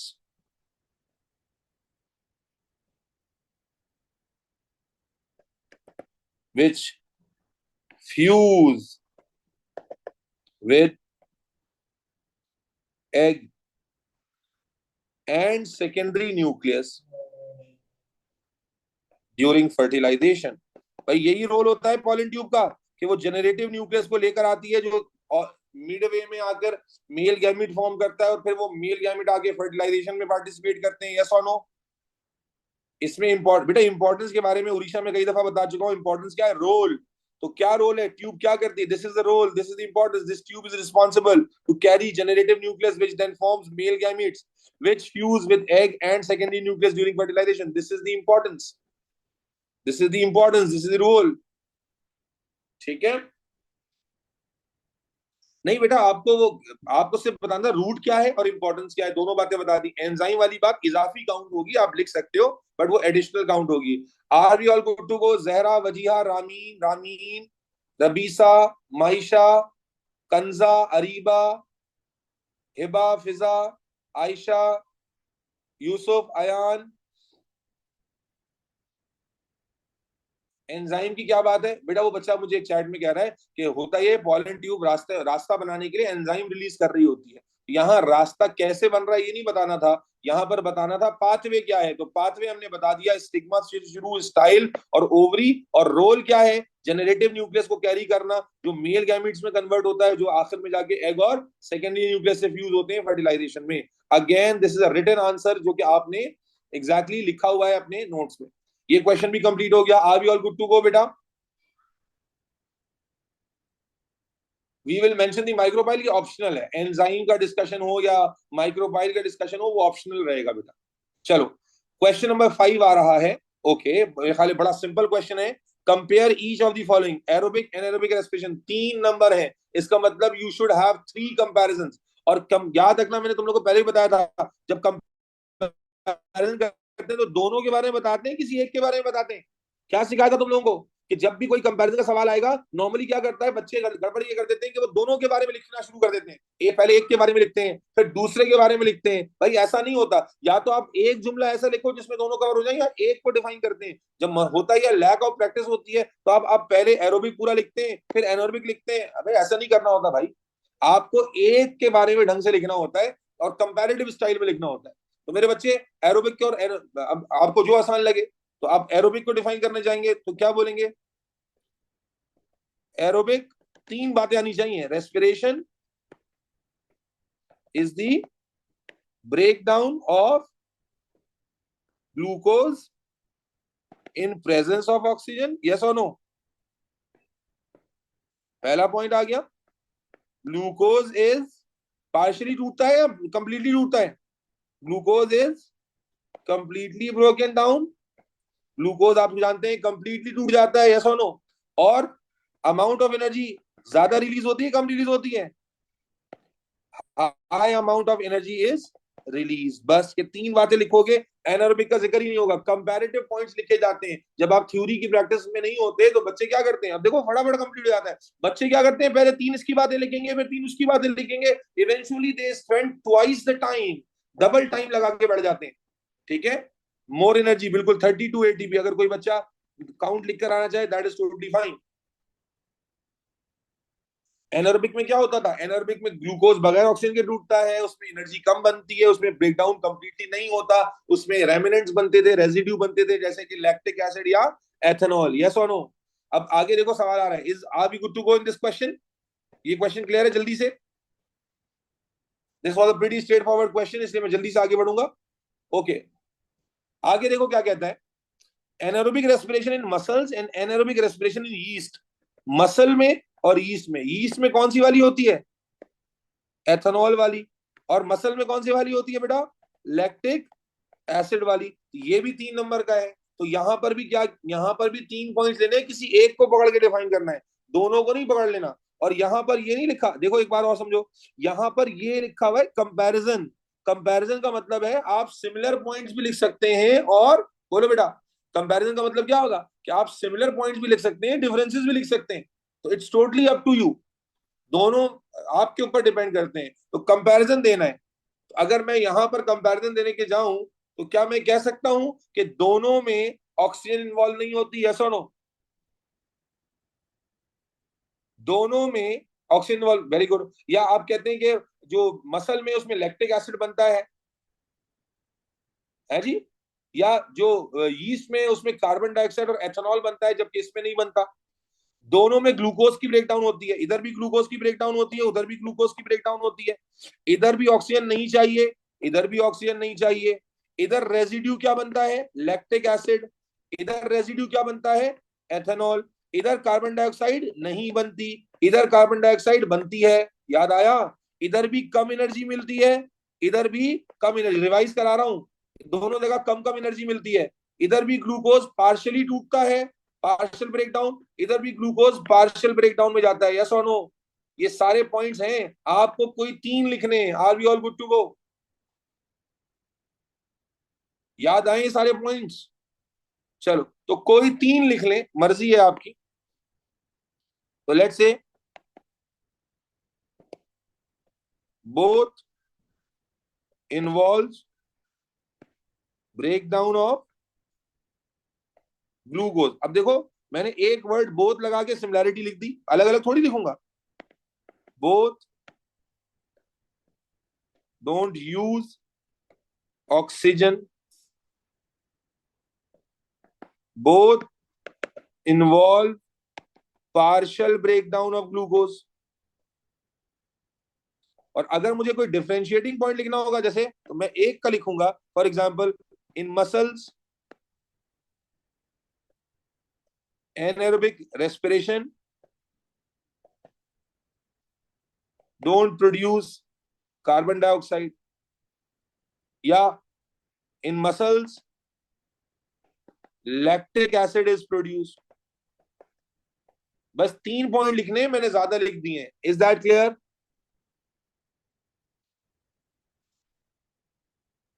नहीं, ऐसा कोई जरूरी नहीं होता। अब आ जाए photosynthesis and phototropism. Photosynthesis and phototropism, हाँ भाई। फोटोसिंथेसिस फोटोट्रोपिज्म में 4 नंबर है यहाँ पर, 4 नंबर। तो 4 नंबर में आइडियल तरीका क्या है कि दो सिमिलैरिटी दे दो, दो डिसिमिलैरिटी दे दो, चारों सिमिलैरिटी दे दो, चारों डिसिमिलैरिटी, जो समझ में आ रहा है। क्योंकि आपके पास खुली डुली चॉइस होती है, एग्जामिनर ने मेंशन नहीं किया हुआ। तो बेहतर ये होता है कि अगर 4 नंबर है, इवन नंबर आ गए, तो दो सिमिलैरिटी दो डिसिमिलैरिटीज आ जाए तो बेहतरीन हो जाएगा। ठीक है जी? तो बताइए पहले जरा दो सिमिलैरिटी सोचिए, फोटोसिंथेसिस और फोटोट्रोपिज्म, दोनों में पहली सिमिलैरिटी क्या है?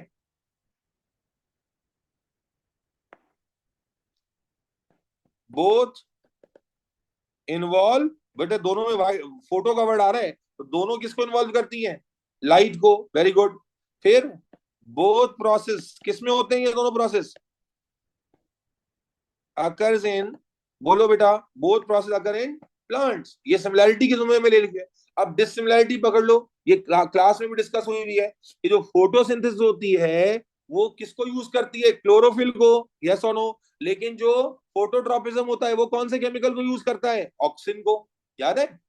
फोटोसिंथेसिस किसको यूज करता है? ऑक्सीजन, सॉरी, फोटोसिंथेसिस क्लोरोफिल को यूज करता है। जबकि जो क्या कहते हैं इसको, फोटोट्रोपिज्म होता है, ये ऑक्सीजन को यूज करता है।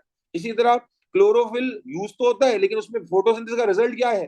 कार्बोहाइड्रेट, है ना? रिजल्ट क्या है? कार्बोहाइड्रेट। जबकि फोटोट्रोपिज्म का रिजल्ट क्या है? ग्रोथ टूवर्ड्स और away from the light, yes और नो? ग्रोथ टूवर्ड्स और अवे फ्रॉम द लाइट। तो यही चीज आ जाएगी, या इलोंगेशन भी लिख सकते हैं, वेरी गुड। अब जहां सिमिलैरिटी और डिफरेंसेस आएंगे तो डिफरेंसेस किसी एक के लिए लिखेंगे। फॉर एग्जांपल अब यहां मेंशन करोगे कि फोटोसिंथेसिस इन्वॉल्व्स क्लोरोफिल। अब जब मैंने इस तरह करके लिखा ना, इसका मतलब है कि वो दूसरे वाले प्रोसेस में क्लोरोफिल इन्वॉल्व नहीं हो। फोटोसिंथेसिस इन्वॉल्व क्लोरोफिल, और अब फिर इसी को कंटिन्यू करूंगा। Product of photosynthesis are carbohydrates. Is that clear? जो मैंने कहा ना कि दोनों के बारे में अलग अलग नहीं लिखना, तरीका समझ में आ गया? कि जब डिफरेंस लिखना है तो ये नहीं लिखना कि इसमें जनाब क्लोरोफिल होगा और उसमें नहीं होगा। आप एक को पकड़ोगे, एक को लिखोगे। Is that clear? Good good good good good, चलें। लाइट पॉइंट, जो सेंस नहीं बन रहा, क्यों भाई? प्रोडक्ट ऑफ फोटोसिंथेसिस कार्बोहाइड्रेट है, और वहां जो ऑक्सीजन की वजह से जो प्रोडक्ट या रिजल्ट आता है, एंड रिजल्ट, वो क्या आता है? ग्रोथ आता है। सेंस आपके दिमाग में नहीं बन रहा, वो थोड़ी बेटा can be right in bullet points. मैंने पहले भी समझाया है कि आप ये नहीं लगाओगे, सेंटेंस बाय सेंटेंस लिखोगे। This is always better to write, अगर आपको आ रहा है इस तरह लिखना। अगर डिफरेंस बिटवीन लिखा हो तब भी एक लिखेंगे, जी हाँ एक ही लिखेंगे। चलिए जी, नेक्स्ट क्वेश्चन आ गया, खत्म हो गया ये क्वेश्चन। नेक्स्ट क्वेश्चन आ गया, दी स्टेटमेंट। अब उम्मीद है कि ये क्वेश्चन जो है ना छोटे छोटे होंगे, क्योंकि काफी सारे लंबे सवाल आ गए। तो statements E to K relate to the process of reproduction. भाई रिप्रोडक्शन अभी रिसेंटली पढ़ा हुआ है आपने, ई टू के में प्रोसेस लिखे में। फोटोट्रॉपिज्म रूट और शूट दोनों में होता है बेटा, कोई चवल मार के नहीं आ जाना। कल ही सवाल किया था, रूट में किया था तुमने। अच्छा तवज्जो रखो, रूट में नेगेटिव फोटोट्रॉपिज्म होता है, शूट में पॉजिटिव होता है। हाँ भाई, ई से लेकर के तक के स्टेटमेंट लिखे हुए हैं, और उसके बाद यहाँ पर कुछ पूछा हुआ है, देखते हैं क्या है। E produces genetically identical offspring. F produces more individual of the same species. G always involves only one parent. H involves fusion of nuclei. I requires gamete. कुछ मतलब लिखे हैं। आगे लिखा हुआ है table 6.1 shows a comparison of sexual and asexual reproduction। कह रहा है टेबल जो दिया हुआ है उसमें सेक्सुअल और एसेक्सुअल रिप्रोडक्शन का कंपैरिजन लिखा हुआ है। ठीक है जी, कंप्लीट द टेबल। अब ये आसान सवाल होना चाहिए, इसमें गलती नहीं होनी चाहिए। 6 नंबर नजर आ रहे हैं मुझे यहाँ पर, इसका मतलब है इसमें गलती होगी तो गधे हो तुम, क्योंकि ये सॉलिड मार्क्स हैं। Complete table 6.1 by writing each letter in the correct box to match it to sexual reproduction only, asexual और बोथ। यानी हमने क्या करना है, ये जो सारे लेटर्स हैं, इन सारे लेटर्स को इन कॉलम में जो जहां फिट हो रहा है वो लेकर आना है। तो सबसे पहले अगर मैं ई से शुरू करूं, तो ई उसने आपके लिए कर दिया। देखो ई में क्या कहा उसने, ई में उसने आपके लिए कहा, क्या कह दिया है? Produces genetically identical. Genetically identical किसमें होता है भाई? ए सेक्सुअल में होता है ना, सेक्सुअल में तो होता ही नहीं है। तो देखो इसने ई यहाँ पर लिख दिया आपके लिए। ठीक है, उसके बाद जरा एफ पर आ जाओ, produces more individual of the same species. हाँ भाई, मोर इंडिविजुअल, चाहे रिप्रोडक्शन सेक्सुअल हो या ए सेक्सुअल हो, दोनों में ही सेम स्पीशी बनती है, यस और नो? दोनों में ही सेम स्पीशी बनती है। ठीक है, तो एफ दोनों में आ जाएगा। आगे चलो, always involve only one parent. हाँ भाई, वन पेरेंट सिर्फ किसमें इन्वॉल्व होता है? ए सेक्सुअल में। ठीक हो गया। फिर कहता है involve fusion of nuclei. Fusion of nuclei जी बेटा किसमें होती है गाइस एंड गर्ल्स? सेक्सुअल में, ओनली सेक्सुअल में। ठीक है। फिर रिक्वायर गैमेट्स। गैमेट्स भी किसमें रिक्वायर होते हैं? मेल फीमेल गैमेट किसमें रिक्वायर होते हैं? अगेन सिर्फ सेक्सुअल में रिक्वायर होते हैं, ए सेक्सुअल में रिक्वायर नहीं होते। फिर जी लिखा हुआ है forms a diploid zygote. Sorry G, G always involve one parent. One parent वाला तो हो गया। उसके बाद एच है always involve fusion of the nuclei. हाँ भाई, फ्यूजन ऑफ द न्यूक्लियाई किसमें हो रहा होता है बच्चों? एच में, वन में। ठीक है, उसके बाद आ गया, एच लिख चुके हैं हम लोग। उसके बाद आ गया रिक्वायर्स गैमीट्स, लिख लिया। फिर फॉर्म डिप्लॉयड जाइगोट। हाँ भाई, डिप्लॉयड जाइगोट किसमें बनता है बच्चों? डिप्लॉयड डबल वाला जाइगोट किसमें बनता है? वेरी गुड, सेक्सुअल रिप्रोडक्शन में। क्या होता है? हैप्लॉइड और हैप्लॉइड मिलते हैं तो क्या बनता है बेटा? हैप्लॉइड और हैप्लॉइड मिलता है तो क्या बनता है? डिप्लॉइड बनता है, यस और नो? तो इट फॉर्म्स डिप्लॉयड जाइगोट हो गया। और उसके बाद क्या है? K involve only cell division by mitosis. Mitosis सिर्फ किसमें होती है बेटा, जल्दी से बता दो? सिर्फ ए सेक्सुअल में होती है। ठीक है बेटा, जाइगोट थोड़ी बनता है। बच्ची कह रही है कि सर जो फॉर्म्स है डिप्लॉयड जाइगोट, जाइगोट किसका टर्म है? जाइगोट कब बनता है, सेक्सुअल रिप्रोडक्शन में या ए सेक्सुअल रिप्रोडक्शन में? उसैद और ये बच्ची है, ये आधी बात में तो गौर कर रहे हैं। डिप्लॉयड, डिप्लॉयड क्या है? जाइगोट नजर नहीं आ रहा बेटा? ये भी तो देखो ना मेरे बच्चे, तुम लोग। मैं सुबह से 5 रुपए करा रहा हूँ, मेरा दिमाग थका हुआ होना चाहिए। मैं गलती करूं, आप मुझे कहें सर आपने बोला सही था, गलत कर दिया। अरे आप खुद नहीं देख रहे? जाइगोट का टर्म किसके साथ आता है, सेक्सुअल के साथ या ए सेक्सुअल के साथ? It is with sexual. एक गैमिट तो रिक्वायर होता है नहीं बेटा, गैमिट कहते ही नहीं उसे। गैमीट का वर्ड किसके साथ आता है? गैमीट का मतलब है मेल और फीमेल गैमिट। तो मेल और फीमेल का मतलब तो है ही सेक्सुअल रिप्रोडक्शन बच्चे, फिर उसको गैमिट नहीं कहते। अगर एक ही है तो वो गैमिट नहीं कहलाता। ठीक है सकीना? चलो 6 के 6 नंबर मिल गए। थोड़ा सा इसमें गलती नहीं करनी थी, उम्मीद है कि गलती से बच गए। आगे चले। और अब ये सवाल खत्म हो गया, माशाल्लाह माशाल्लाह माशाल्लाह, बस यही था। नेक्स्ट क्वेश्चन आ गया। Organisms can be classified into groups by features they share. ठीक है जी। अब आ गया state two feature use to classify humans as mammals. हाँ भाई, मैमल्स के कैरेक्टरिस्टिक फीचर्स क्या होते हैं, खासतौर में ह्यूमंस को, ह्यूमंस में क्या क्या है जो मैमल्स के लिए कैरेक्टरिस्टिक है, बताओ बेटा। जाहिर है सबसे पहले तो बेटा बोलो, मेमोरी ग्लैंड्स हैं, ठीक है जी, और वेरी गुड हेयर्स हैं, और क्या होता है, पिना, एक्सटर्नल एयर होता है, यस और नो, हेयर होते हैं, बिल्कुल है, हेयर हो जाएगा, पिना हो जाएगा, ठीक है, पिना मतलब एक्सटर्नल एयर, पिना स्लैश एक्सटर्नल एयर। आप चाहते तो यहाँ पर हेयर्स लिख सकते थे, हेयर्स ऑन दी बॉडी। तो मैमल्स के जो फीचर्स आपने रट्टा लगाए उनमें से कोई भी फीचर लिख सकते थे, यस और नो। वार्म ब्लडेड भी लिख सकते थे, बिल्कुल। Give birth to young one, very good, give birth to young one भी लिख सकते थे, give birth to young ones. अंडे नहीं देते, क्या करते हैं, give birth to young ones. कोई भी फीचर लिख सकते थे, आपने बहुत सारे फीचर्स पढ़े हुए, उनमें से कोई दो लिखने थे। The scientific name for humans is homo sapiens. State the level of classification referred to by each of the scientific name. Homo क्या चीज है बेटा, बताओ कौन सा लेवल है। Homo is genus and sapiens is specie. I think it was pretty straightforward, species नहीं, specie. Humans may be infected with a pathogen such as viruses.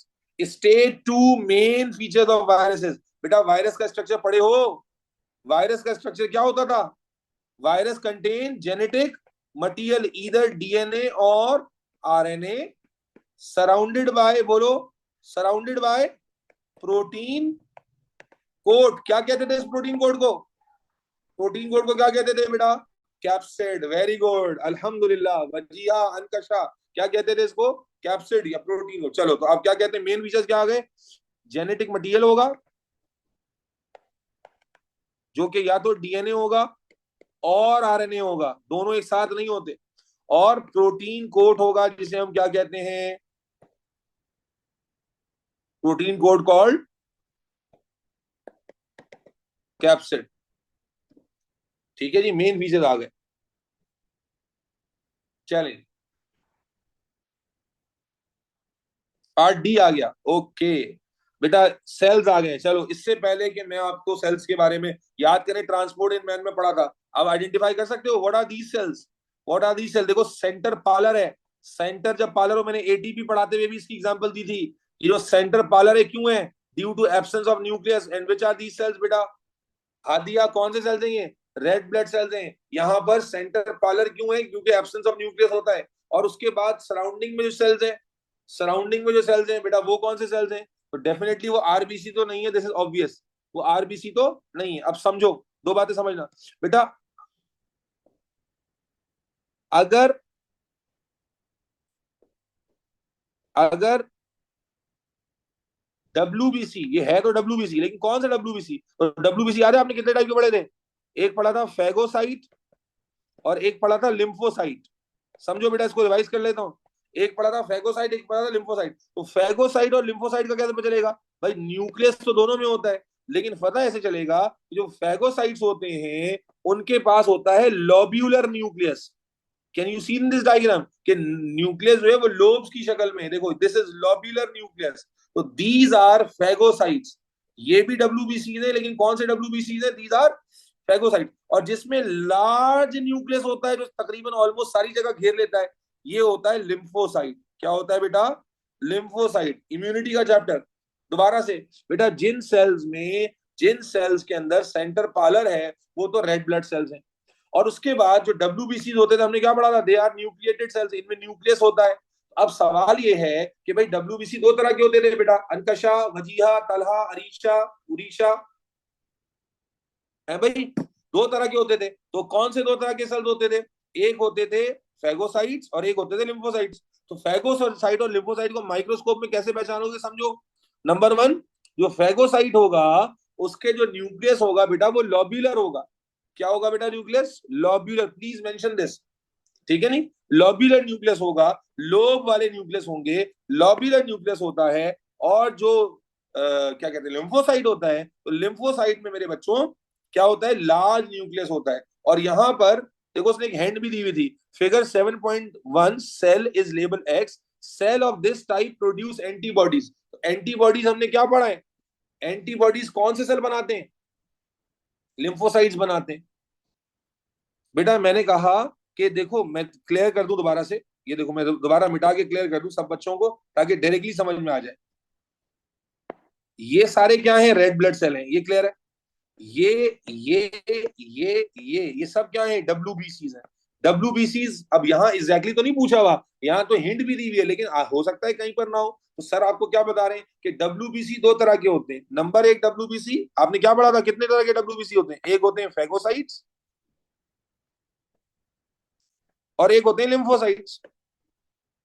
तो ऑल्दो यहाँ तो हिंट मौजूद है, लेकिन अगर हिंट ना हो तब भी आप याद रखें कि जो WBC, ये लोब्यूलर, लोब नहीं समझते, लोब देखो, लोब्स बने हुए नजर आ रहे, ये लोब्स बने हुए नजर आ रहे, लोब्यूलर देखो, ये देखो, लोब्यूलर न्यूक्लियस, लोब्स बने हुए, तो ये वाले हैं फेगोसाइट्स।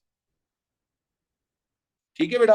और जिनमें ये पूरा स्मूथ न्यूक्लियस है, ये पूरा एक बड़ा सा न्यूक्लियस है, लार्ज न्यूक्लियस है, वरीशा तुम्हारे रिपीट कर रहा हूं, ये है लिम्फोसाइट्स। और यहां तो वैसे भी ऑब्वियस था कि भाई cell of this type produce antibodies लिखा हुआ था, तो एंटीबॉडीज हमने किससे पढ़ा है? क्या फेगोसाइट्स एंटीबॉडीज बनाते हैं? बेटा बोलो।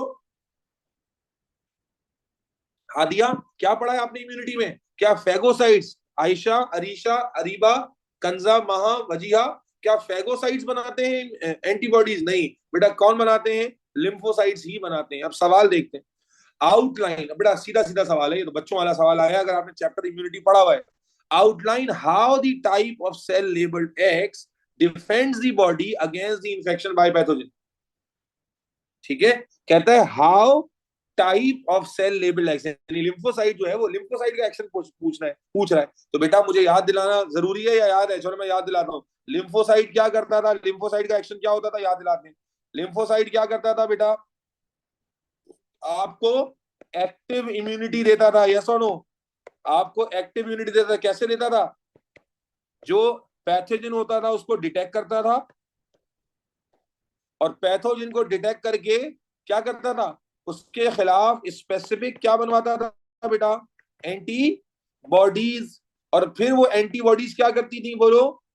बाइंड हो जाती थी पैथोजन से, और पैथोजन से बाइंड होने के बाद क्या करती थी? उनकी फेगोसाइटोसिस करा देती थी। यही मैकेनिज्म पढ़ा था सीधा सीधा दोबारा से, कि लिम्फोसाइट्स आपको एक्टिव इम्यूनिटी देते हैं। और एक्टिव इम्यूनिटी देते कैसे हैं? कि पैथोजन जो हैं वो डिटेक्ट करते हैं, डिटेक्ट करने के बाद एंटीबॉडीज, याद है हमने पढ़ा था, मेमोरी सेल्स बनाते हैं और प्लाज्मा सेल्स बनाते हैं। मेमोरी सेल्स और प्लाज्मा सेल्स, तो मेमोरी सेल्स हमें लॉन्ग टर्म इम्यूनिटी देते थे, यस और नो? मेमोरी सेल हमें लॉन्ग टर्म इम्यूनिटी देते थे, और जो प्लाज्मा सेल्स थे वो एंटीबॉडीज बनाते थे। एंटीबॉडीज पैथोजन से बाइंड होती थी, और पैथोजन से बाइंड होकर उनकी क्या करवा देती थी बेटा? फेगोसाइटोसिस करा देती थी। यस और नो? याद आ गया या नहीं? क्लियर? लिख दूं? चलो। Lymphocytes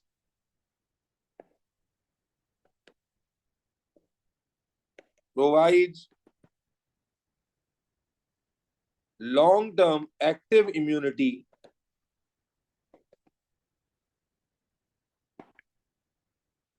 by detecting pathogen and form specific type of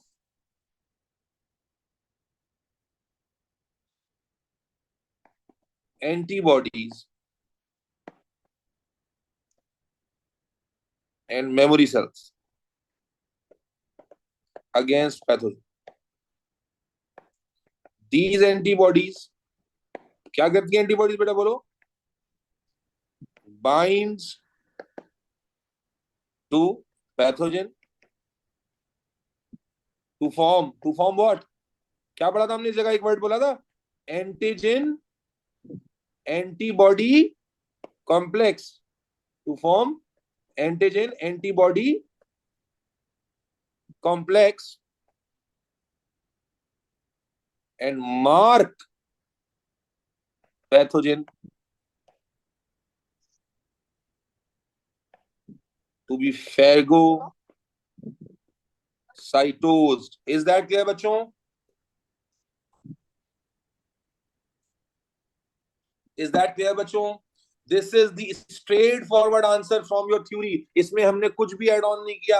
आपने इम्यूनिटी का चैप्टर अगर पढ़ा था, दिस वाज ऑल। मैंने शायद कट डाउन किया है, लेकिन इसमें कुछ भी एड ऑन नहीं किया। सारा कुछ वही है जो आपने क्लास में पढ़ा हुआ था, एग्जैक्टली एज इट इज लिखा है। कोई इसमें एडिटिंग नहीं है। आप you all good to go बच्चे, आगे बढ़ाओ बेटा जल्दी जल्दी। ठीक है जी। पंच होल भी एक मैकेनिज्म था कबीर। यहाँ तो 4 नंबर है, बस एक तरीके से लिख देंगे। Infection causes the type of cell labelled X to produce antibodies. State one other cause of antibody production. हाँ भाई, एक तो उसने कहा है कि भाई इन्फेक्शन इज द कॉज जिसके अगेंस्ट एंटीबॉडीज बन रही है। कोई और कॉज हो सकती है जिसके अगेंस्ट एंटीबॉडीज बनती है? कोई और तरीका याद है? बिल्कुल, माशाल्लाह, वैक्सीनेशन। वैक्सीनेशन का मकसद यही होता है ना। वैक्सीन में हम क्या करते हैं? वैक्सीन में हम ऑर्गेनिज्म डाल देते हैं and allow your immune system to produce antibodies. Yes और नो? यस और नो गाइस एंड गर्ल्स? चल, तो ये सॉलिड मार्क आ गया। ये क्वेश्चन भी अल्हम्दुलिल्लाह कंप्लीट हो गया बच्चों। Now let's move. ओए होए होए, 8वां सवाल। भाई पेपर देख लो माशाल्लाह, कितना खानदानी लेंथ है पेपर की।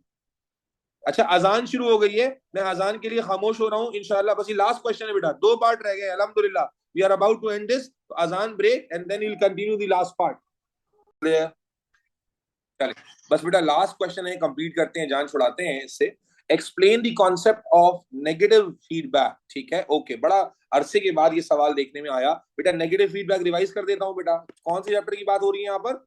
होम्योस्टेसिस की। अच्छा, आपने नोटिस किया कि इस चैप्टर में एग्जामिनर, इस पेपर में एग्जामिनर ने अलग अलग चैप्टर्स को एक ही क्वेश्चन में घुसा दिया। तो अब आप देखें, होम्योस्टेसिस का चैप्टर फाइनली आ गया है। तो होम्योस्टेसिस में आपने पढ़ा था कि होम्योस्टैटिक कंट्रोल किसके थ्रू मिलता है बेटा? बोलो। नेगेटिव फीडबैक के थ्रू। तो अब नेगेटिव फीडबैक को, कॉन्सेप्ट को पूरा एक्सप्लेन करना है, तो क्या एक्सप्लेनेशन करनी होगी? तो आपने पढ़ा था क्या होता है बेटा?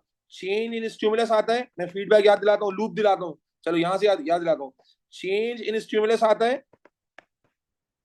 फ्लो चार्ट बताता हूँ। चेंज इन स्टिमुलस आता है, उस चेंज को कौन डिटेक्ट करता है? रिसेप्टर्स डिटेक्ट करते हैं चेंज को। यस और no? Detect the change. Inform करते हैं किसको बेटा? आप बोलो। कंट्रोल सेंटर को, जो कि सेट पॉइंट पर सेट होता है। और जब कोई भी वैल्यू सेट पॉइंट से डेविएट करेगी, तो कंट्रोल सेंटर क्या जनरेट करता है? कंट्रोल सेंटर क्या जनरेट करता है? सिग्नल करता है किसको? इफेक्टर्स को। इफेक्टर्स क्या करते हैं? रिस्पॉन्ड करते हैं। और रिस्पॉन्ड क्या करते हैं? To bring the stimulus back to normal. Yes और no? To bring the stimulus back to normal. भाई हाइपोथैलेमस तो टेम्परेचर और उसके लिए पढ़ा था ना आपने। यहां तो कॉन्सेप्ट है नेगेटिव फीडबैक का in general. Response against the stimulus, क्या यही लूप होता है मेरे बच्चे? लूप को दोबारा समझो। स्टिमुलस में चेंज आता है, उस चेंज को डिटेक्ट करते हैं रिसेप्टर्स। यस और नो? रिसेप्टर्स किसको इन्फॉर्म करते हैं? कंट्रोल सेंटर को। कंट्रोल सेंटर इफेक्टर्स को, जो कि ऑर्गन्स या ग्लैंड्स होते हैं, उनके थ्रू रिस्पॉन्स जारी करते हैं। और वो रिस्पॉन्स क्या होता है? हर वो चीज करना जिससे वो स्टिमुलस वापस अपने नॉर्मल लेवल पर आ जाए। Respond against the stimulus. Response against the stimulus, corrective response आता है। उस स्टिमुलस का लेवल अगर बढ़ रहा होता है तो कम करने को कहा जाता है, कम हो रहा होता है तो बढ़ाने को कहा जाता है। यस और नो? तो मेरे बच्चे आए, इसको लिखते हैं। रिस्पॉन्स बेटा, लाइक में तो बहुत सारी चीजें हो सकती है ना। यहाँ पर क्या है? एक जनरल सवाल है। क्या कोई एग्जांपल गिवन है? क्या कोई रेफरेंस ऊपर टेम्परेचर टेम्परेचर का गिवन है? तो इसलिए मैं आंसर भी जेनरिक ही करूंगा। क्या करूंगा? जेनरिक। देखो बेटा, और मुझे बात को समझना, समझ नहीं आया तो बताना। Change in the stimulus above और बिलो ऑप्टिमम और सेट पॉइंट। सबसे पहले क्या होगा? चेंज आएगा अबव या बिलो। इज डिटेक्टेड बाय, हाँ जी, इज डिटेक्टेड बाय, बोलो, receptors. Is detected by receptors which carry this information to, बोलो बेटा, कहां लेके जाएंगे? Information to control centre which is brain or part of brain. Control centre या तो ब्रेन होता है या ब्रेन का कोई पार्ट होता है, जैसे आप हाइपोथैलेमस का नाम ले रहे थे अभी। ठीक है जी। फिर क्या करते हैं, कंट्रोल सेंटर क्या करता है बेटा? Control centre then decides appropriate response to correct the stimulus.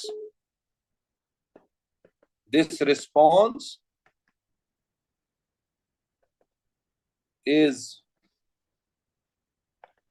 given to effectors. Effectors क्या होते हैं? Which are muscles or glands who carry the response or who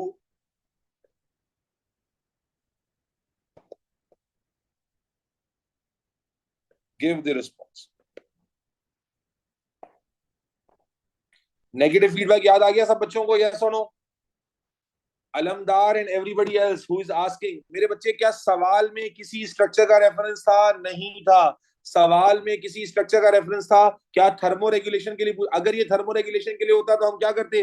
receptor की जगह क्या वर्ड ले आते? बोलो। अगर थर्मो रेगुलेशन के लिए होता रिसेप्टर की जगह आ जाता थर्मो रिसेप्टर, है जी। कंट्रोल सेंटर की जगह आ जाता हाइपोथैलेमस, यस और नो? है भाई, आ जाता ना। और फिर हम इफेक्टर में ले लेते स्किन का रोल, है जी, या ब्लड वेसल्स का रोल। बात, लेकिन चूंकि ये सवाल बहुत जेनेरिक पूछा गया है तो जवाब भी जेनेरिक ही आएगा। नहीं बेटा, इसमें न्यूरॉन लिखने की जरूरत नहीं होती। आप सिंपल लिखते हो स्टिमुलस के बारे में, रिसेप्टर के बारे में, कंट्रोल सेंटर के बारे में और इफेक्टर के बारे में। प्रोडक्शन ऑफ इंसुलिन, बेटा वो सारी इसी की एग्जांपल्स है ना मेरे बच्चे, इसी के तो जो है वो है। बिल्कुल राबिया, जो आप कह रही हैं आप लिख सकती हैं, उसमें लाइन ज्यादा लग जाएंगी, लेकिन जो आप लिखेंगे उसमें line response against the stimulus should be not meant. बेटा हम उसी को तो डिफाइन कर रहे हैं, नेगेटिव फीडबैक ही तो है। हमने ये थोड़ी पूछा हुआ है कि नेगेटिव फीडबैक क्या होता है। वो कह रहा है नेगेटिव फीडबैक का कॉन्सेप्ट एक्सप्लेन करें। वो कर तो दिया हमने। करेक्टिव मैकेनिज्म क्या है? जब हमने लिखा अप्रोप्रिएट रिस्पॉन्स, या क्या कहाँ लिखा हमने? Correct the stimulus. Correct the stimulus का क्या मतलब होता है? यही मतलब है ना बेटा। चंदा, explain the concept of negative. ये क्या लिखा है हमने? Control centre correct the stimulus, this is negative ना। आप ऐसे स्टार्ट कर लेना कि it is response against stimulus, अब फिर वही उसी बात को रिपीट करोगे। हमने उसी को एक्सप्लेनेशन किया और क्या किया। ठीक है बेटा। नाउ वेरी लास्ट पार्ट, बस खत्म हो रहा है पेपर अल्हम्दुलिल्लाह। 6 नंबर का पार्ट है, देखते हैं क्या पार्ट पूछा गया है। ठीक है जी। डिस्क्राइब, हाँ जी, पॉजिटिव होता करेक्ट नहीं करते। Describe how two named components of the skin okay are involve in the regulation of body temperature in hot condition. Okay भाई, आपने टेम्परेचर के हॉट कंडीशन में क्या ये आपने स्किन का रोल पढ़ा हुआ है बेटा? मैं रिवाइज कर दूं पूरा, ये याद है तुम लोगों को? स्किन में क्या क्या रोल पढ़ा हुआ था, मैं याद दिलाता हूँ तुम लोगों को। स्किन में तुमने रोल पढ़ा हुआ है हेयर्स का, स्किन में तुमने रोल पढ़ा हुआ है ब्लड कैपिलरीज का, है भाई, ब्लड कैपिलरीज का। स्किन में तुमने रोल पढ़ा हुआ है स्वेट ग्लैंड्स का, यस और नो? ठीक है जी। ये 3 मेजर रोल्स हैं। आपको कह रहा है कोई दो नेम बता दें, दो नेम और उनको अब हेयर का क्या रोल था याद है? तो हेयर में आप पूरा बताओगे कि जब गर्मियां होती हैं तो इरेक्टर पाए, मैं इसी को फ्लो चार्ट में कर देता हूं। ठीक है, जब गर्मियां होती हैं तो इरेक्टर मसल्स क्या कर जाते हैं? इरेक्टर मसल्स रिलैक्स कर जाते हैं। जब इरेक्टर मसल्स रिलैक्स करते हैं तो हेयर्स क्या हो जाते हैं? सेटल हो जाते हैं। जब हेयर सेटल हो जाते हैं तो लेस एयर ट्रैप होती है या मोर एयर ट्रैप होती है? Less air is trapped. जब लेस एयर ट्रैप्ड होती है तो अल्टीमेटली इंसुलेशन क्या हो जाती है बेटा? कम हो जाती है। जब इंसुलेशन कम हो जाती है तो हीट लॉस इजी हो जाता है, यस और नो?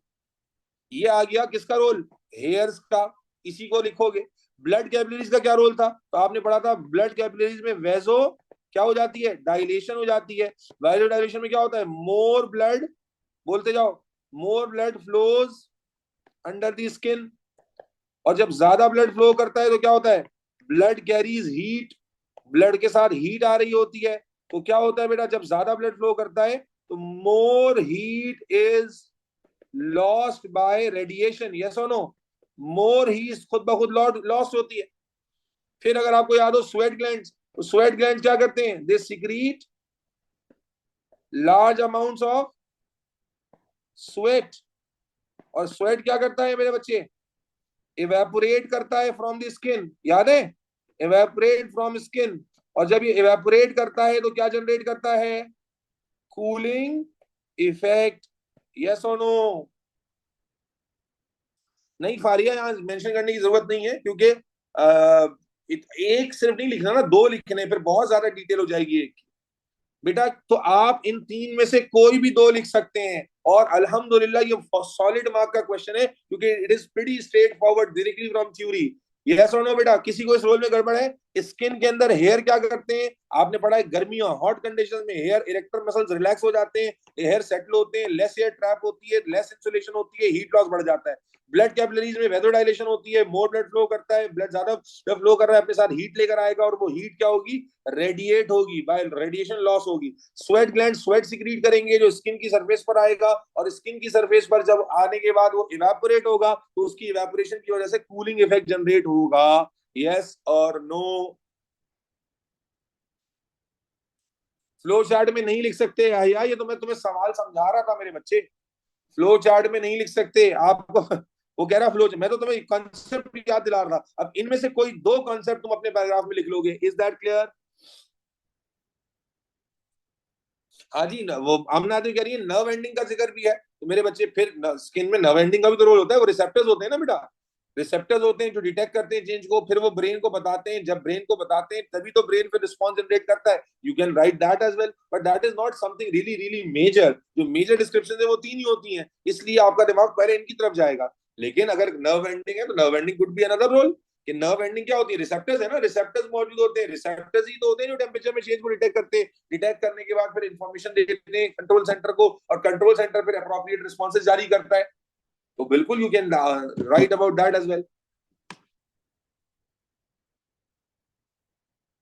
बुलेट पॉइंट्स में लगा, सर आपके नोट्स कैसे मिलेंगे, बेटा मेरे नोट्स मैंने आज एएस वालों को तो एक एडिपोज भी तो होता है स्किन के अंदर, बेटा वो सर्दियों में काम आएगा ना, वो तो ये होता है कि एडिपोज डिपोजिशन होती है ताकि इंसुलेशन बढ़ जाए, गर्मियों में थोड़ी होगा। ठीक है, जैसे शिवरिंग है, तो शिवरिंग क्यों नहीं लिखा मैंने, शिवरिंग की बात क्यों नहीं की, क्योंकि शिवरिंग में आपने पढ़ा है कि शिवरिंग सर्दियों में होती है। ठीक है, बुलेट पॉइंट्स में बुलेट लगाते हैं या सिंपली लिख, बेटा मैंने मेरे ख्याल 50 दफा बता दिया है चार पेपर्स कराते हुए कि बुलेट पॉइंट्स में बुलेट नहीं लगाते, आप एक सेंटेंस लिखते हो, यहाँ खत्म हो गया, फिर दूसरा सेंटेंस लिखते हो, फिर तीसरा सेंटेंस लिखते हो, इस सेंटेंस बाय सेंटेंस चलते हो। बेटा सवाल पेपर समझ आया या नहीं हुआ, पेपर क्लियर हुआ या नहीं हुआ बच्चों।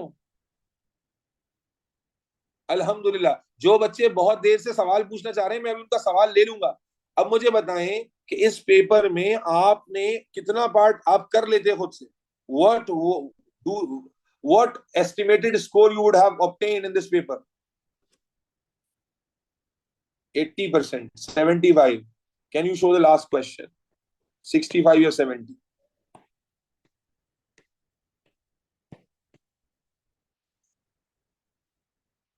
इस पेपर में ए ग्रेड लेने के लिए जो थ्रेशोल्ड था ना, दैट वाज 54।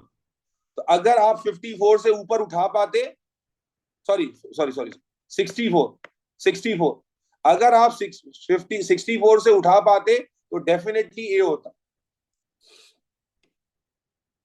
ठीक है जी, तो बहरहाल ये पेपर भी खत्म हुआ अल्हम्दुलिल्लाह, it was again a good revision. ठीक है, अल्हम्दुलिल्लाह सुम्मा अल्हम्दुलिल्लाह।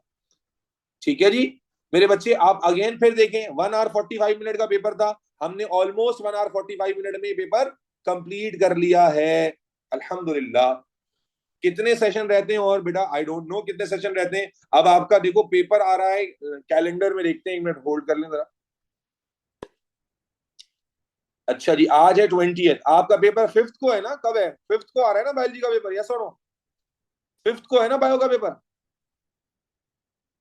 6 को है, अच्छा 6 को है, चलो ठीक है, तो 6 को मतलब ये हो गया कि अल्लाह आपका भला करे।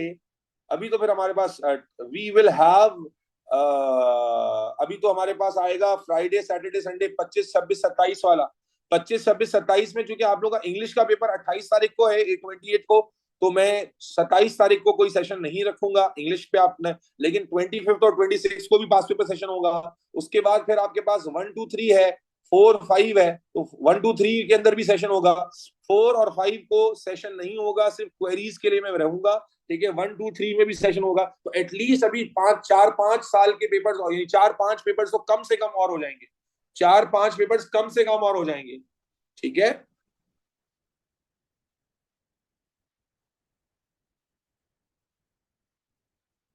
नोट्स कैसे मिलेंगे? मैं कोशिश करता हूँ कि मेरे हैंड रिटन नोट्स में ग्रुप पे शेयर कर दूं सारे, जो जो ग्रुप पे मौजूद है, ठीक है, वो आ जाएंगे। ओ स्टार, ए स्टार के लिए क्या करेंगे बेटा? ए स्टार मैंने पहले ही बताया था, कंपोनेंट में ए स्टार नहीं आता, कंपोनेंट में ग्रेड मैक्सिमम ए ही होता है।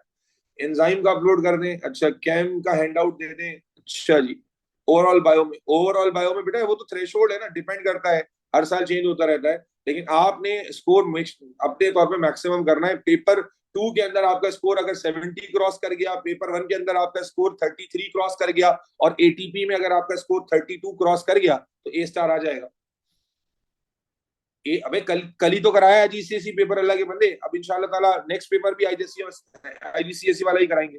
सामिया कह रही है it was so easy. Samiya, तुमने दरमियान में चवलों वाले क्वेश्चन तो पूछे हैं, अब तुम कह रही हो बड़ी इजी है। चलो अच्छी बात है अगर इजी लगा तो, ठीक है। तो अभी कम से कम 4, 5 पेपर्स और आएंगे, टेंशन नहीं लो।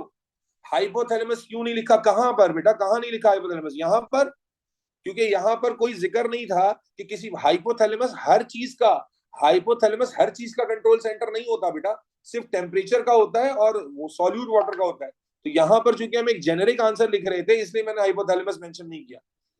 ये ओ लेवल का पेपर था, माशाल्लाह बहुत जल्दी जागे स्पेसिमेन पेपर, ओ लेवल्स का था 2023 का, ठीक है जी।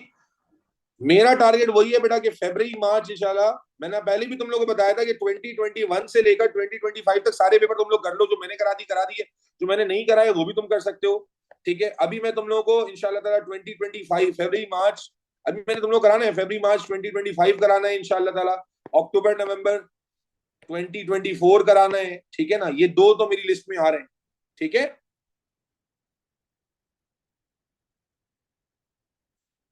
आमना, no it's not, Aamna it's not, जितना है मैं थोड़ा सा अगली क्लास में याद दिलाना, मैं रिवाइज करा दूंगा, but it has been excluded now, Aamna, ठीक है जी।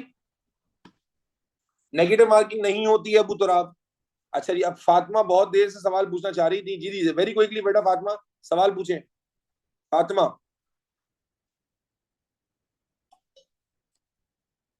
अस्सलाम वालेकुम सर। वालेकुम अस्सलाम।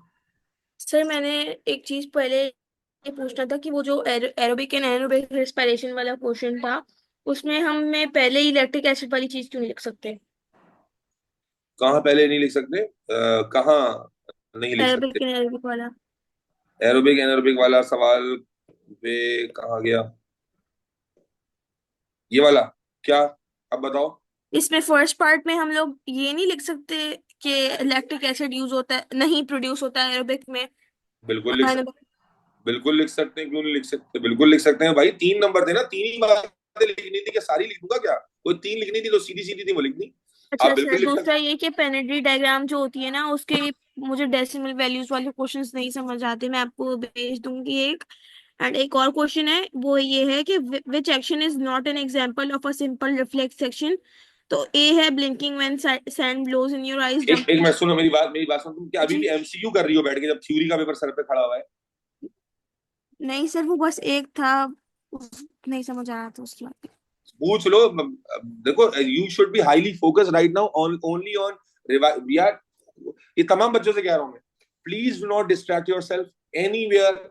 बस आपके जो पहले कंपोनेंट्स आ रहे हैं, फोकस्ड अटेंटिव स्टडीज बहुत इंपॉर्टेंट होती हैं, और उसके लिए जरूरी है कि आप अपना सारा तवज्जो अपने समराइज नोट्स और लेक्चर नोट्स पे लगा दें, मैक्सिमम उसको रिवाइज करें, लर्न करें। देखें, ये कॉन्फिडेंस जो बच्चों इजी पीजी कह रहे हैं, ये वही बच्चे हैं जिन्होंने पूरे साल एक एक शख्स जिसको नूर मोहम्मद कहते हैं उसके साथ पढ़ा है और नोट्स बनाए हैं, तरीके से लिखे। तो अब आप देख रहे हैं कि मैक्सिमम चीजें जो आती हैं वो तो स्ट्रेट अवे कॉपी से आ जाती हैं, एक एक चीज कॉपी से आ रही होती है। तो अगर वो चीज पर आप फोकस नहीं करोगे, तो इवेंचुअली आई डाउट कि आप वो चीज जो आप इजीली कर सकते थे वो आप नहीं कर पाओगे। चलो अच्छा जी, सर, सवाल, हाँ सवाल पूरा जल्दी से। मैंने ये कहना है कि मैंने कुछ पेपर सॉल्व किए हैं, तो अगर मैं उनकी बस बगैर मार्किंग स्कीम के अगर चेक करके आपको भेजूं, चेक करके बोल रही हूँ, लिख के भेजूं, तो आप चेक कर देंगे? समझा नहीं मैं, आपने पेपर सॉल्व किए, कौन से पेपर सॉल्व किए, पेपर टू? 2024 पेपर 2 जी। बेटा 2024 तो मैंने अभी कल एक कराया है, एक मैं कराऊंगा, मेरे साथ साथ चेक कर लीजिएगा कि आपने क्या किया है इसमें अब अच्छा, अभी। अब एक और बात। मैंने हाँ, मेरे मॉक के पेपर में बस एक 2 मार्क का यही सवाल था कि जो है वो मैमल्स में क्या मतलब स्पेशलिटी, वो वाला सवाल। तो मैंने पिन्ना वाला लिखा था, और एक मैंने लिखा था मेमरी ग्लैंड्स, तो मुझे मार्क नहीं मिला क्योंकि एमएस में नहीं लिखा था। आप रीजन बता सकते हैं इसका? अबे वो तो अपने टीचर जिसने मार्क काटा है उससे पूछो ना, जी। ये तो सही लिखा तुमने, जिसने मार्क काटा है उससे पूछो। भाई स्कूल में टीचर्स का लेवल एक से बढ़कर एक होता है, वो बेचारे मार्किंग स्कीम को ऐसा चार्ट रहे होते हैं, उन्होंने जिंदगी में कभी एग्जामिनर रिपोर्ट देखी नहीं होती, कभी कैम्ब्रिज की वर्कशॉप अटेंड की नहीं होती, ना बस मार्किंग मैंने क्राइटेरिया पता होता है। उनसे पूछो, वो बताएंगे भाई, मैं क्या भी पता किसी टीचर की मैंने बस फाइल। उनको